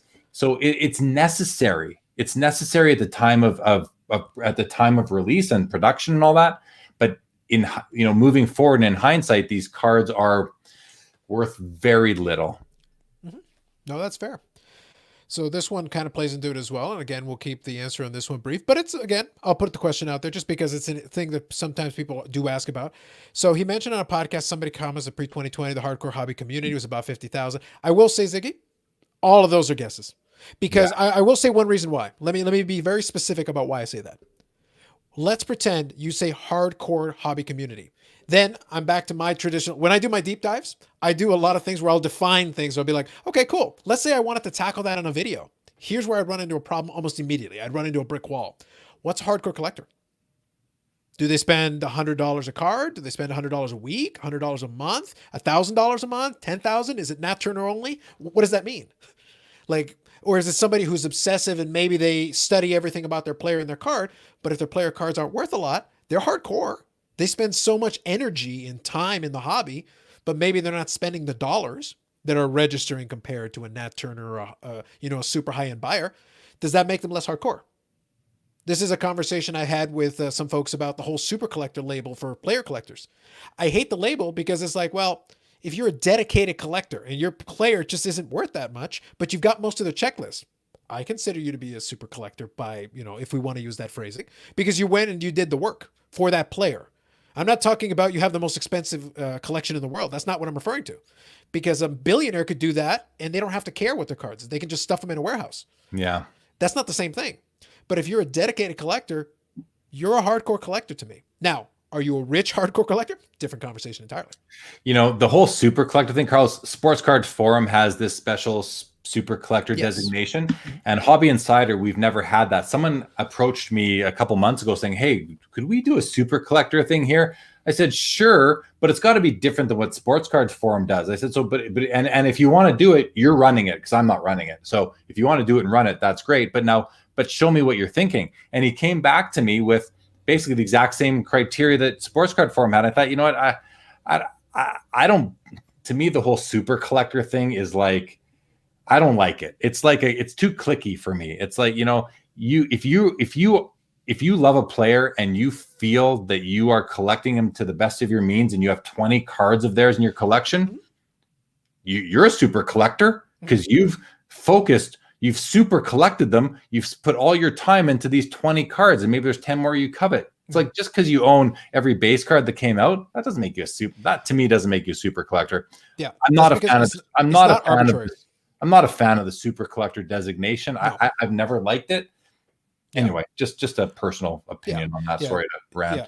No, it's fine. But like that was the reason why I broached this conversation with Dave, because Dave was on the Beckett Super Collector column years ago for his Josh Johnson collection, which, obviously he's a super collector by definition. And, Beckett brought up the term. And it's floated around for years. The problem is it's this like moving target. It's what I said the day before. If you've got a collector, if you're a Barry Bonds collector, he's got tens of thousands of cards. If you got every base card, literally every base card, that would be thousands of cards. You'd have more cards of Barry Bonds than I do of Modano, and I spent 25 years collecting them.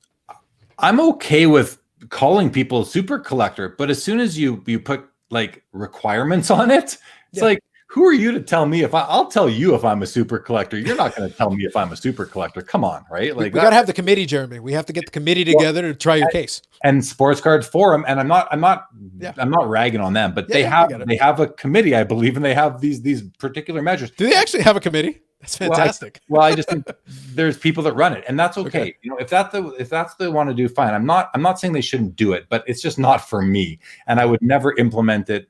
I don't think I would implement it on Hobby Insider unless it was open to more people, because I don't want to omit people just because they have 998 cards but not 1,000. Like, and now, okay, so I'm going to go pick up 2 cards for a nickel just so I can get that special badge on my profile. Mm-hmm. I don't like it. Yeah, no, that's fair. And the thing is, as someone who could be classified as that, I just think it's dumb. But I like when Beckett does it because they're profiling the collectors, and that's good for the business. It's good for the hobby. So you want to call it a super collector on your headline, that's fine. But you'll notice Beckett didn't do that and then say he made it because he achieved these criteria. No, they call him, and then they tell you a story about the collection. That's wonderful. I think that was the point, though. The original idea was to be like, this person is clearly dedicated. Let's show some of let's show a picture. Let's do a little story and explain why you collected them, what you've picked up. And it was never, I don't think it was ever a set number for them. I think they, hey, send us a picture. Yeah. Tell us a little bit about your collection, and we'll feature some of you on here, and it'll be cool. And that's the way I would do it on Hobby Insider. I would say, hey, listen, we're going to do a super collector thing, and the only requirement for getting in is that it's your turn. That's how you get in, and that you have some cards to show and that you're proud of them. That's it. Yeah, that's fair. And we might not call it super collector. We just might call it wonderful collector. Okay, so let me grab a couple more comments here. So Bob Jackson says, so I'll kind of put this in the same category as, because we don't know, what I would say is this. I think it's only relevant if they suddenly got dumped into the market and it tanked the price. Like, that's the only way it would be relevant. Really. Can you read the comment, Carlos? I'm sorry. Yeah. So Bob says, what happens if it comes out that there are 150,000 plus McDavid Young Guns? And my answer was just like, it's only really relevant if we find out that we can't absorb it into the market. And the only way we're going to find that out is if it's dumped en masse and there are no buyers. That's really the only way. It could be 150 million. It doesn't really matter as long as the market somehow absorbs it. That's part of the conversation I had with Carvin, is that at a certain stage, it's like, as long as someone buys it, do you really care? Yeah, well, you kind of do, because it's perception too, right? And right now, I think people assume that the number is like somewhere between 25 and 75,000. It is my perception of what people think. If that were to all of a sudden come out that it was doubled, it would make sense to me that the values would all come down across the board, because now there's some assurance of what's out there, and it's more than what people think. What we think is super important in terms of what these cards are worth. So it is. The only thing I would say, though, the reason why I was very specific is I said, if they appear. So let's say, for example, we find out it's 250,000. But let's say you go look on eBay and you see like a dozen, and then you check in other places and there's a dozen, and you go like, what? Yeah, but there's like, you're talking about float versus population. Correct. But I'm saying, like, at first, it would have an impact because people are like, oh my God, there's so many out there. But then if you go and look and the reports come back, it's like, I actually can't find one. Like, yeah, there's 250,000. Where are they? Yeah. Then that word gets around. It's like the 90s inserts that I like so much. Some of these are actually numbered pretty high compared to what they would be today. But it's like, actually, I haven't seen one in 5 years. Yeah. I don't care that there's 100. I haven't seen one in 5 years, and I've been looking. So that matters. It becomes the thing after a while. Yep. Yeah, so that's fair. So I'll just get in here. I'll just grab a couple comments here as well. Bob says, this was part of our super collector discussion here. And so Bob says, what percentage of your list makes you super collector? The thing is, Bob, it's so subjective. it's not a percentage. It's not a number of cards because everybody makes up their own rule. Like It's, literally make it up. to me, it's more important how much time you spend on your collection, how much time you spend enjoying it, looking at it, researching it, looking for new cards. To me, that it's more the time you spend than the amount of cards you have. Like, it's I'll so agree with that. high schoolish to me that you have to have a certain amount of cards to get into the group. I don't like it at all. I don't like I the more I think about it, the more I'm like, well, the way they do it on Sports Card Forum, I think it's bad. It's exclusive. It's exclusive. I'll in all honesty, Jeremy, I think that's actually the point. I believe they want to. You want to elevate yourself above the common uncouth masses that merely collect conventionally. And I'm like, guys, look. And the reason why I talked to Dave about it is because he is a Josh Johnson super. Like, he's put in all this effort into these collections, and I go, for me, it's the effort. It's the amount of work you put in, all this time, all this research, and all these things. Amount of, and what you're saying, and I know you agree. I'm just saying that is not. The amount of cards you get from that research shouldn't, to me, or that time shouldn't be indicative of how super you are, right? Yes. The fact that you're putting in the time to do, like, I'm just going to use myself as an example. Dale Hawerchuk is the one player I have the most cards of, and I don't have super collector status because I don't care about 80% of his cards. But if you look at the 20% I have, it's definitely super collector, the amount of 1-on-1s and all that. But again, it's so while it's meant to be exclusive, it's excluding some people, some collections that should be in there based on, if you're just going to value, let's say, you can have one person that has one card. I'll use Josh Johnson as an example. I don't even know who the player is, and no offense to you, ADA, but I don't even know who Josh Johnson is. But he was a pitcher for the Marlins. Okay, great. And it doesn't matter why anyone collects them. But the fact is, you could have one Josh Johnson card that you paid $500,000 for, and one probably doesn't exist, and you're not going to be a super collector because someone else has 2,000 Josh Johnson cards that they're into for a total of $5,000. Well, who's the super collector there? The guy that had $500,000 or the guy that had $2,000? Like, anyway. Listen, enough on the super collector topic. And one of the reasons I discussed it with Dave is because as player collectors, we have our own thoughts on it. But one of the reasons I brought it up with Dave is I said, to your point, somebody who collects thousands of them and been working on it for years, I consider that great. And somebody who puts together their own personal Mount Rushmore where they carefully curated each individual and they sought the best of the best. They look for the best patch. But they did it with care and they did it with research and they dug into. Guess what? That person probably put about as much work into it as the other person because they're like, I have to have the perfect one to fit this collection I'm building. I'd almost rather call it like player dedication, something to that effect. Like, how dedicated are you to one player that you're going to be part of this exclusive club? And then, then maybe, but even then it's like, I don't like the clicky aspect of it. It really, it just offends me for some reason. I get it. So let me quickly grab a comment here. So Paul says, I think a cape is mandatory to call yourself a super collector. Valid. I accept that.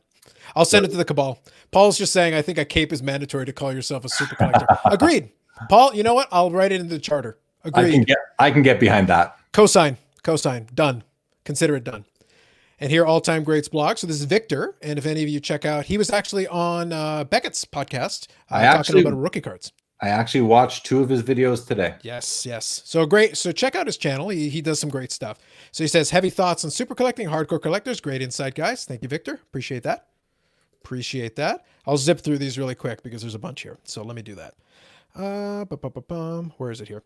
I'm a Ziggy Puffy super collector. That's why I have to include this one. Ziggy Puffy rookie super collector. I have 3. Agreed.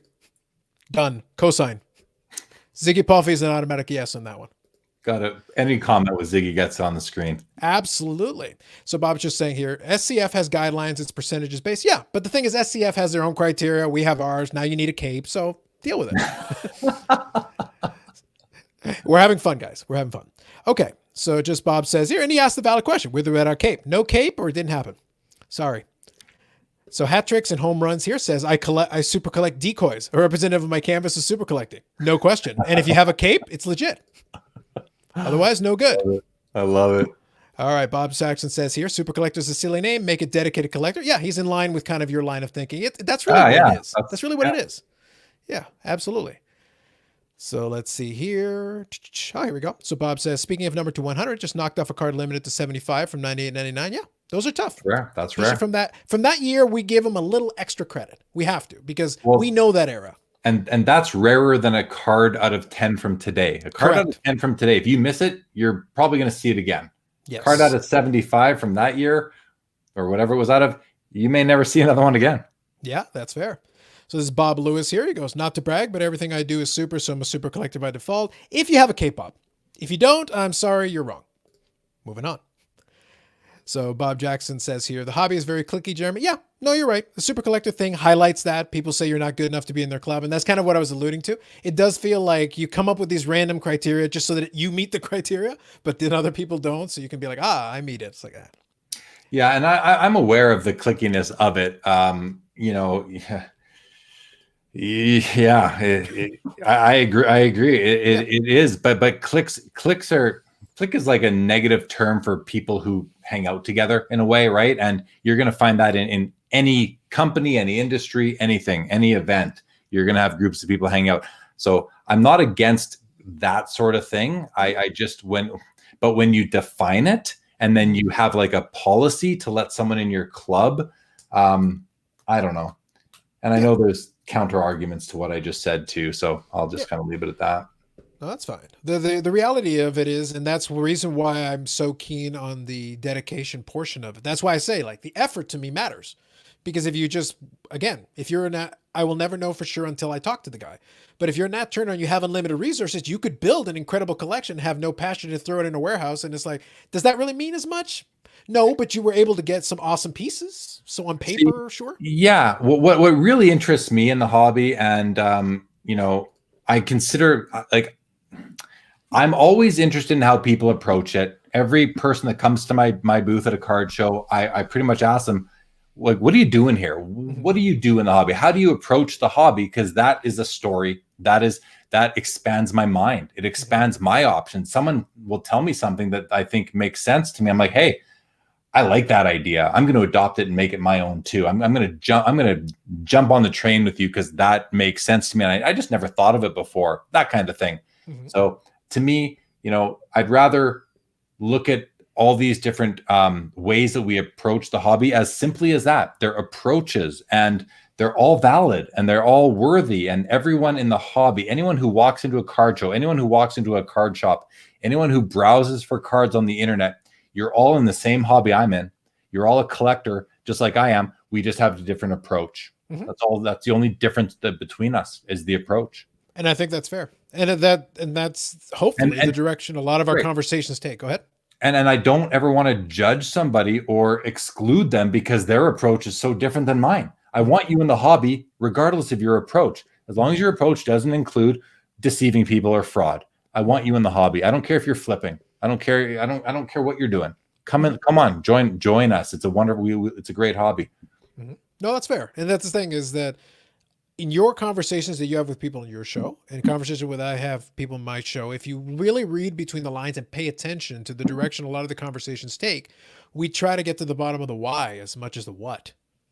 Because in one of the conversations, not that long ago, I had the conversation with Jordan, who is Sports Card Analytics. And the thing is, he basically admitted he's not really a passionate collector per se for the sports cards, but he has nostalgia for the Pokemon. And in the course of that discussion, I said, well, it sounds to me like you would be passionate collector of Pokemon, not the sports card. You like analyzing, you like the chase, you like finding a deal and selling it for a profit. That part excites you, but the cards themselves don't excite you. But if it was Pokemon, it might be reversed. But I completely agree with that. But let's also not look down upon people who are open-minded enough to move from one genre to another or one sport to another. Finding interest in something else is 100% okay. Just like I readily admitted I knew nothing about Pokemon and I went in and I dipped my toes in, and I don't care what anyone thinks of that. You think that I'm an imposter, or why is Jeremy doing that? He knows nothing about it. He must just be looking for a quick buck. Well, maybe I am looking for a quick buck. And in a lot of times I'm not going to put out that kind of money unless I am, aware of the return I might eventually make. Yeah. But all that said, it's my right and I'm the kind of person that can grow to like something. And that's what happened. I actually do enjoy these cards now, even though I've never played the game. I don't understand the history, although I'm gaming it because I'm very inquisitive and I'm looking into it. Yeah. But enough about me. If somebody else comes into the hobby, like the gentleman from Sports Card Analytics, Jordan, and he wants to move from Pokemon into basketball or football or baseball or hockey or soccer, go for it, man. Yeah. Learn about it. Get into it. Maybe one thing with him, you're right. I agree with you. But one thing with him is that he hadn't really been collecting the Pokemon yet. But in the course of our conversation, I got the vibe from him, and I just said to him, I might recommend to you to look into maybe collecting some Pokemon because it sounds to me like you're passionate about it. It sounds to me like you still have nostalgic feel. It's the opposite. He's right now dealing in in sports cards, but I'm like, it sounds to me like you want in the back of your mind to collect Pokemon a little bit for yourself. Yeah. Sounds to me like that would be exciting for you. I encourage you, go for that. Because you can do both for two different reasons, and it's valid. What I'm saying, so when I very luckily got this card out of that Beckett box the other day, out of the Industry Summit, my first thought was, ooh, I want to watch this guy play now. And ooh, I don't have an NFL team that I care about. I don't have a team. Maybe I'll be a Buffalo Bills fan. This is the kind of, and it's reverse. Most people start with the sport and move to the cards. Yeah. I operate a little bit differently. I'm willing to say, hey, I got this awesome card from a memorable event that I'll never forget. This card is special to me, even though I don't know much about the player and I don't know much about, the Buffalo Bills don't interest me, but this is the kind of thing that as a collector, I might now become interested in the Buffalo Bills, start following them, and maybe become a Bills fan because of this simple item right here. And that's allowed. That's fair. I'm preaching towards open-mindedness here and not judging people for why they collect what they do or how they approach the hobby in the way that they do. Oh, the comments got that. Victor picked up on that. What he says Jeremy is preaching tonight. He says Jeremy is preaching tonight. There you go. Testify, Jeremy. Testify. Let me grab a couple of these comments here. All right, so Bob says, Dave barely knows who Josh Johnson is. Like, yeah, that's probably true. He barely knows about a lot of things. That's fair. Bob's always there. Bob's always around doing a lot of the chats as well. So he knows Dave. I know Dave. We like to have a little fun with it. And he also agrees with the general premise that we're discussing here. Super collectors should relate more towards passion than numbers. Agreed. That's it. That's what I'm trying to get at. Yeah. And Bob summed it up succinctly there. That's a good, I'll put it up again real quick for everybody. Well said, Bob. That's super collector. Super collectors should relate. If we could measure passion, I'd be okay with it because that's what makes you a super collector in my mind. How much do you love your collection? That makes you a super collector, not the quantity of cards that you have. And I don't know how you get that. I don't know how you measure that. It's an interview. You got to interview the person to see if they can get into that, to earn that designation type of thing.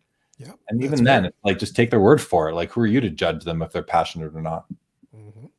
Grab a couple of these, and then there's a question here. So don't worry, John. I'll get to you in 2 seconds here. So Bob says you need a cape and at least 3 Ziggy Puffy rookies. Valid. Agreed. That's automatic acceptance. Having talked to Jeremy, also from Bob Jackson, he seems to care a lot more about the why rather than the what or the who. That's kind of the reoccurring theme here. That's very important. The why is important. Okay, so from John Sports Cards. Hey guys, why are the flippers not grabbing the retail hockey product? It's very much a markets-oriented thing. For me, I guess it really comes down to this, because the flipping, and this is really the base of it. It goes back to the hashtag capitalism line that I put in there for fun. But the thing is that, well, if you wanted to grab the retail hockey product, cool. Who are you going to flip it to?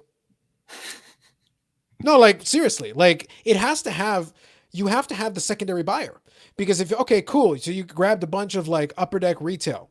Well, yeah, Carlos, let me just interject quickly. And I think to John's comment is that the current year's rookie crop is not necessarily worthy of that. If we were in a next year's, the one about the product about to come out, we may start to see that, because Alexis Lafreniere, who's the rookie in the set, has the potential to be a big deal. We haven't seen someone like him since Connor McDavid in 15-16. And prior to that, we hadn't seen anyone since Sidney Crosby in 05-06 that could generate the kind of interest that a Luka and a Zion does. Yeah. That might be the answer to John's question. Yeah, just thinking out loud. But that's every year will be different.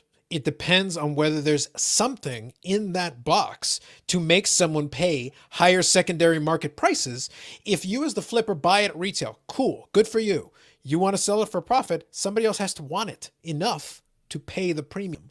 If you look at it and go, well, the cards in it are kind of cool, but I'll just buy the singles. well, then you're going to be sitting with that retail box for a long time. And as a flipper, you don't want that. You want to move the inventory and move on to the next thing. That doesn't work Oh, very well. what? Sorry, what I missed in his comment is the word retail. Yes, He's talking about like Walmart retail, retail. products. Yeah, That's what he's talking about.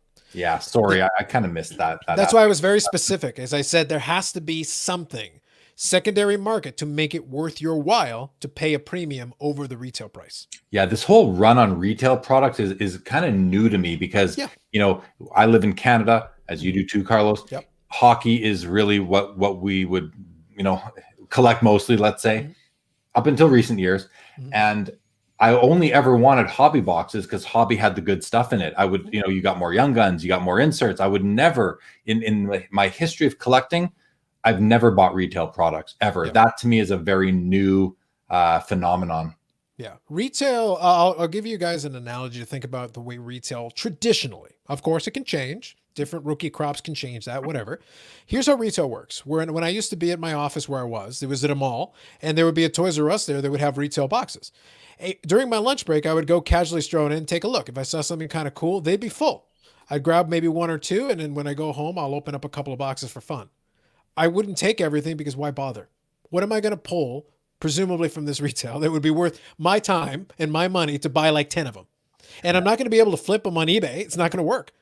Like even if it's 20 bucks or 30 bucks, like I wouldn't get 30 bucks back with fees and everything. I'd actually lose money. That would be silly.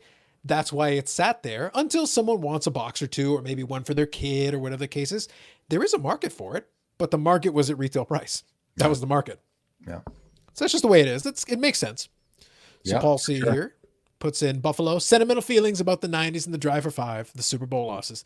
Yes, there's a whole nostalgic and torn relationship with some Buffalo Bills fans. I'm sure. Which is why, see, for me, if I were to become a Buffalo Bills fan, literally yesterday when I actually pulled this card, Yeah. I'm starting fresh. I'm at time zero, so it's only looking up from here. Mhm. And if Josh, and I don't even know, is Josh Allen is he a superstar? Is he For the first couple of weeks this year, he's looked like an MVP candidate. He had a little lull there, but the last game he put up some good numbers. It's one of those things where he's feast or famine. The talent is there, in my opinion, but he still has to refine his game. He's a young guy. He needs to fix his game. He's But young. but he's got pieces that you like. He's got things he'll do you'll like from time to time. Good? So we'll have to see. It'll be the coaching staff's job to refine him and get him to that level, and then build the team around him to allow him to succeed. That's going to be very key. I can see this comment actually now, because now I Perfect. see where we are in there. Perfect. Yeah, UD retail doesn't have the stuff like retail of other sports either, nor is there demand for it. Which is Yeah. fair. Yeah, Yep. that's just the way it is, I guess, right? Yeah. Even the exclusive stuff doesn't really sell for that much. So it's one of those things. Like if it's retail exclusive, it's not that exciting. But 2 comments down, I see Bob has it. Can you throw that one up at This one here? 940? Yeah. Yep. I can comment that some older hockey retail inserts and parallels are a pain in the butt to find and sometimes are expensive. And I wonder, because is that why they're expensive now? Because Lightly broken. The Lightly hockey broken. market ignored retail. It was for the kids. It was for the kids at the Walmart where their parents would buy them, whereas the collectors went to the LCSs to buy the hobby product. Yes. And that's a great that is natural scarcity. Yes. That's authentic. I love that. That's like the the StarQuest. traditional way that those 50s to 60s and 70s cards became more valuable, because people didn't think of them as a commodity to pay for my college tuition down the road. People said these are cards, and when the time is done, I'll throw them out. Well, enough people did that where it became, in this case, not enough sold. It went back and maybe got destroyed. And it's like, actually, these are kind of tough now, but it took a while. It was down the road. Absolutely. So let's see here. UD. So Bob says UD made some attempts into retail, having inserts that span retail and hobby releases, and that's fair. But when you span both releases, sometimes that also means you're bumping up a print runs, which means they're kind of common. So unless there's a real difference between the retail and hobby, it's tough to make it more interesting. But you know what? Before you go on, Carlos, you hear comments all the time in the hobby like, "Oh, it's not for kids anymore. It's too expensive for kids." Yet, from what you just said, that's a great product for kids, where you can still get shooting stars inserts because they're common, but they're not in every pack. It's they're. I'll always argue with people that say, or debate. I'll debate with you if you say that there's no products for kids, or the hobby isn't for kids anymore. Maybe Prism isn't for kids anymore in basketball, but there's always there's lower end products that are still attainable for kids. Sorry, I think that's fair. No, I think that's fair. One other point I'll make as well. I don't have kids, so I don't have a stake in this game. But I will say to you, traditionally, not for everybody, but when I was a young collector, that's when that question we answered all the way back at the beginning, just to bring it back around to the very beginning of this stream. My original foray into collecting was not packs. It wasn't boxes. It was these little collector kits. Now, I wouldn't recommend that because they were full of a lot of junk. However, the point was it was a variety. It wasn't 1 or 2 years, 1 or 2 sets, 1 or 2 things. It was a bunch of different stuff. So maybe I gravitated towards certain cards more than others. Some of the sets looked a little more interesting to me than others. Well, if you buy one pack of the thing and you just don't happen to like that pack, well, then move on. That's what the Tim Hortons cards are for. That's what that stuff is supposed to be for. There's plenty of it out there. Go buy a bunch of that. That's what the McDonald's cards used to be about. Yeah. They were available. You could get entry level. Let's get these kids into the hobby, right? Let's bring them in. That's right. So let me just put on here. Let me grab here. A lot of the retail broken doesn't make it on eBay. Exactly. That's for sure. And then John here has a question as well, a follow-up. He goes, noticing a lot of damaged cards in hobby and retail product that I've opened on and off the channel. Big names with damage. Unfortunately, that's the packing out process. It's one of those things where all the manufacturers are going to have certain challenges with it. Also, by the time it ships to you, did the boxes get jostled? Did something happen? So was it the manufacturer or was it by the time it reached you? Let's assume it's the manufacturer for the sake of the discussion. I think that's more important. And, I think that, whenever you're dealing in manufacturing and voluminous manufacturing and stack after stack after stack and crimping machines to seal packs and then robots to pack boxes, and then you're going to have a certain rate of damage. And I think it's just part of it. And the fact that the card companies will even replace them for you, I think is beyond what I think they need to do. I know it's going to be an unpopular opinion, but to me, it's like, it's just part of the game. It's going to happen. You can go buy a bunch of bananas and one of them in the middle might be bruised. Are you really, are you going to go return it to the store? Or are you just going to throw it out or eat around it type of thing? I know cards are different, but I was going to say your point is fair, but the only thing I would say is with an analogy like that is like, well, technically I can see the bananas. So if I decided to overlook it when I have the bushel of bananas in my hand, part of the onus is on me. But in a pack, I can't see until I open the product. I don't know what happened. Okay, so fair comment. So you buy a 6-pack of Coke and one of them is flat. That sort of thing. That's my point. But again, I know it's unpopular, and I'm not married to that opinion. I think that when you buy something, you should get what you're told, what you're expecting. I don't think. Yeah, I don't. I'm gonna retract. I do think that that they should have quality control. And there's also a price threshold point as well, where if I'm paying for like a $200 box, like I'm not gonna. Yes, you will replace these for me because I paid good money. Yeah, no, I completely retract that comment. No, it's fair. It's good to talk it out. It's all good. Yeah, sometimes you say things, you got to think about them and just process them a little bit. Yep. So Bob's just putting in here. Yeah, look at Artifact's purple jersey cards. I believe they're retail only. So the thing is, manufacturers have tried to insert some stuff to make it retail only, to make retail more appealing. And I think that's valid. I think it's a smart strategy. It's another way for them to get product out there. It's tricky though, because to your point, like I said, with hockey, it's always been weird because yes, we get excited about certain players. Yes, you can pull some cool cards out of retail. You totally can, but it has to be enough to make it, because there's enough retail out there traditionally where the demand doesn't necessarily, I don't see people running into the Toys R Us, and in Canada we still have those, but don't see them rushing into Toys R Us to hoard that section. In my old office, I would go downstairs and I just casually walk over, and if there was something there, I could just grab it right off the shelf. It was not a big deal. And by the way, that was earlier this year. So it wasn't like years. No, it was like in February and they were there and it wasn't an issue. So John's just saying, thanks. Appreciate the insight. Of course, John. Of course. Absolutely. So I think we're good here. We're at about a little over 2 hours, 3 or 4 hours shy of the standard, recent average, but we're not going to do that today. So standard Carlos. Yeah, exactly.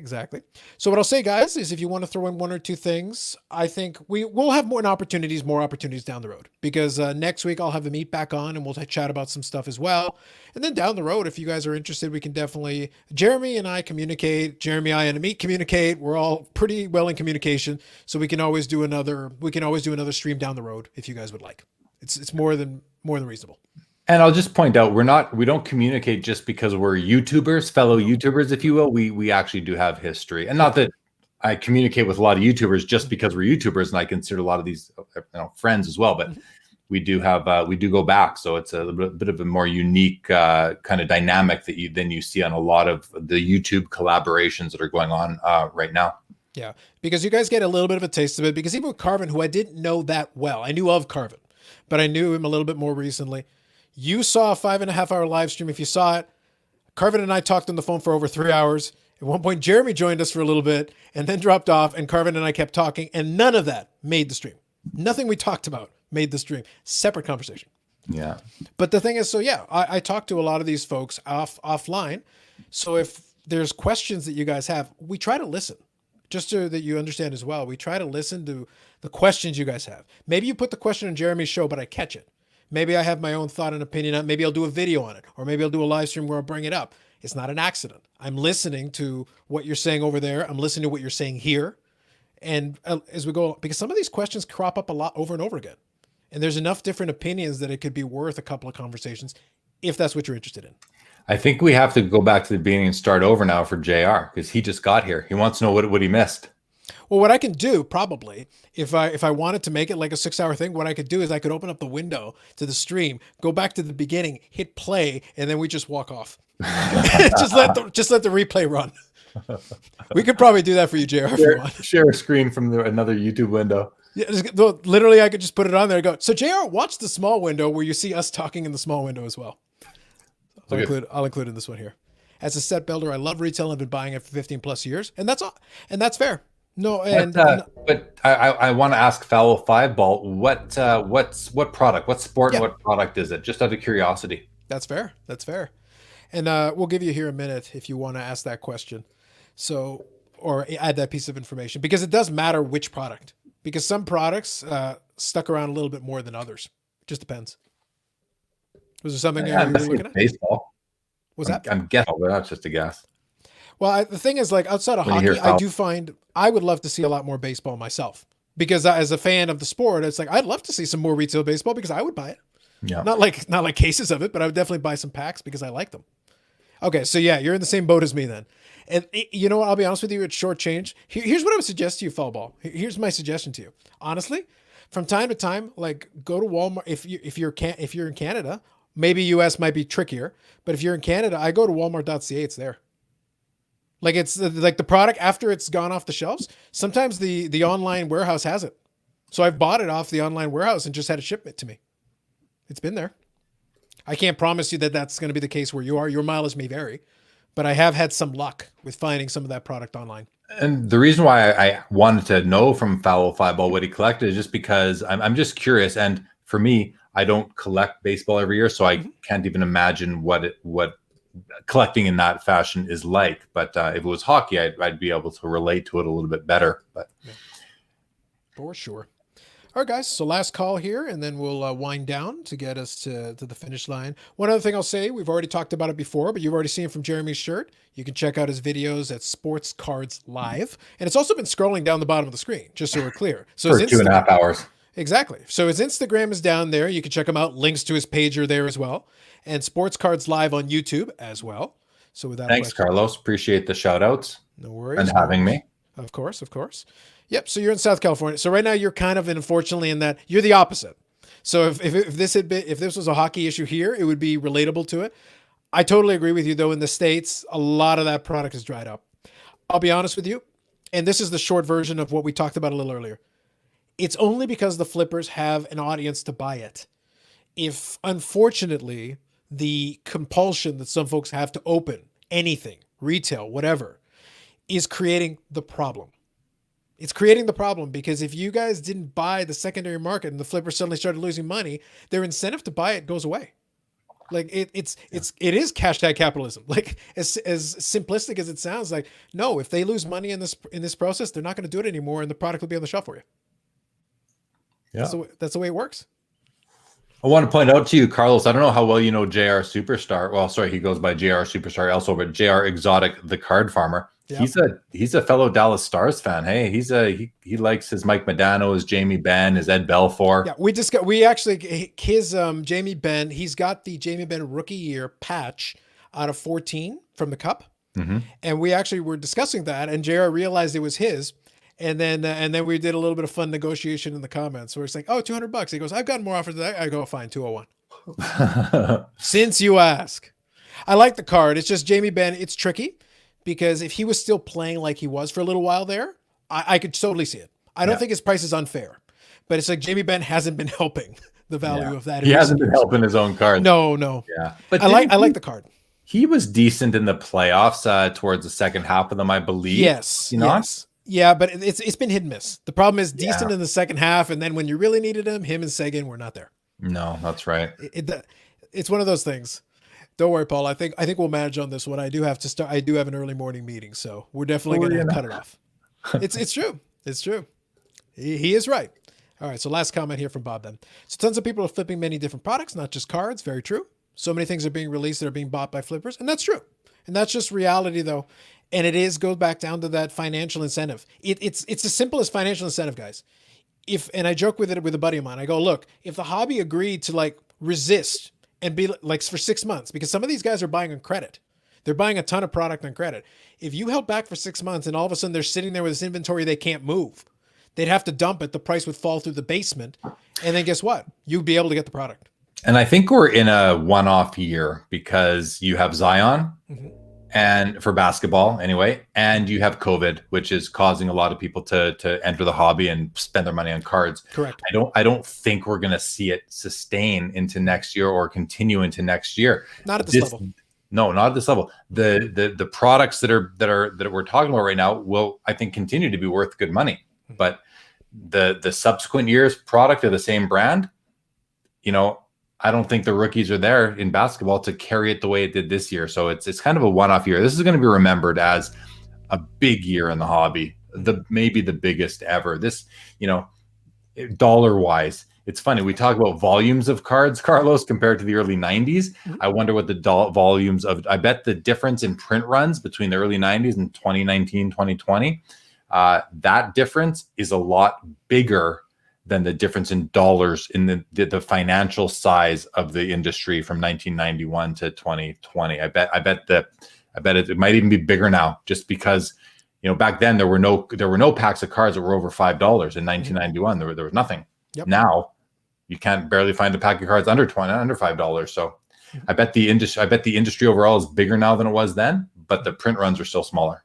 No, that's completely fair, and I think that's valid. It becomes I try not to put it strictly dollars because inflation will move that up over time. Even naturally. And even adjusting for that, though. Yeah. Even adjusting for that, I would still maintain that position. It would be interesting. I would still assume that. I'm not going to maintain any position because I have no data to back it up. But those are what my feeling is. That's fair. So, okay, let me grab these last couple of comments, guys, and then we'll get done here. By the way, those of you who have joined us, thank you for the questions. Thank you for the comments. You've been fantastic. And have yourselves a good Monday. So I'll grab the last couple of comments here. So Fallball says, I don't buy online. Well, then you're going to have to be patient. I'm afraid patience is the only thing I can offer you. Yeah. Jamie Benn was pretty good when he got indirectly called out during a press conference. That is true. But the consistency has been the issue. It's like, yeah, it worked for a little while. And then the consistency was there, I promise it would help. Saw some Topps baseball at Walmart today. Awesome. Jamie Benn Hall of Fame. I like Jamie Benn. No, not today. Sorry, JR. Yeah, he's going to have to turn things around. He's young enough. He's still in his early 30s. He still has an opportunity. He might make it into the JR Hall of Fame. Well, it's one of those things. Like it's the numbers, because he's at about 300 goals. He's got to restore his old numbers. If he plays for the next 5 or 6 years at that level, borderline. I'd question it. So I got one Modano card plan on keeping. Topps first round of Jersey Auto. I've got that card. That's a very good card. Was Stadium Club the first to reach $4 a pack? I think Topps Finest. In 93 was about $5 a pack. I don't think Stadium Club got there first. Oh, because Stadium Club came out eventually. Stadium Club came out in 91, but I don't think it hit $4 a pack. But Topps Finest definitely did in 93, and they were $5 a pack when they first came out. I seem to remember Stadium Club being like $4 Canadian a pack where I was in that first year. I remember thinking, wow, Mhm. It's because it has this Kodak photography. But anyway, we don't need to get into the Yep. price. It was, Yeah. it I was, was gonna say that it would be tough to back it up because at least the chromium cards, it's like you're offering something super premium versus they're pretty pictures. The 91 Stadium Club was cool looking. yeah, There yeah. was no big showstopper. Jamie Ben was a scary player when motivated. Very true. Jamie Ben Hall of very good. Yep. Hopefully he doesn't become the Canadian Alexei Kovalev. I think he's a little past that. I think he's good. He's a good player. And I think he'll be Kovalev remembered is a as good player too. I wouldn't say Ben is any better than Kovalev. I'd have to run the numbers. I'd be curious to see where he Yeah. stacks up. Kovalev was an excellent player, probably better than Jamie Benn in his prime. I would, for sure. Anyway. Okay. I'll have to look at the numbers. We'll have to see. But anyway, so sounds good, guys. Appreciate you all for hanging out. Yeah, this Just was now- fun, man. Absolutely. Thank you, Jeremy. And right now, officially, it has hit midnight in the East Coast. So have a happy Monday.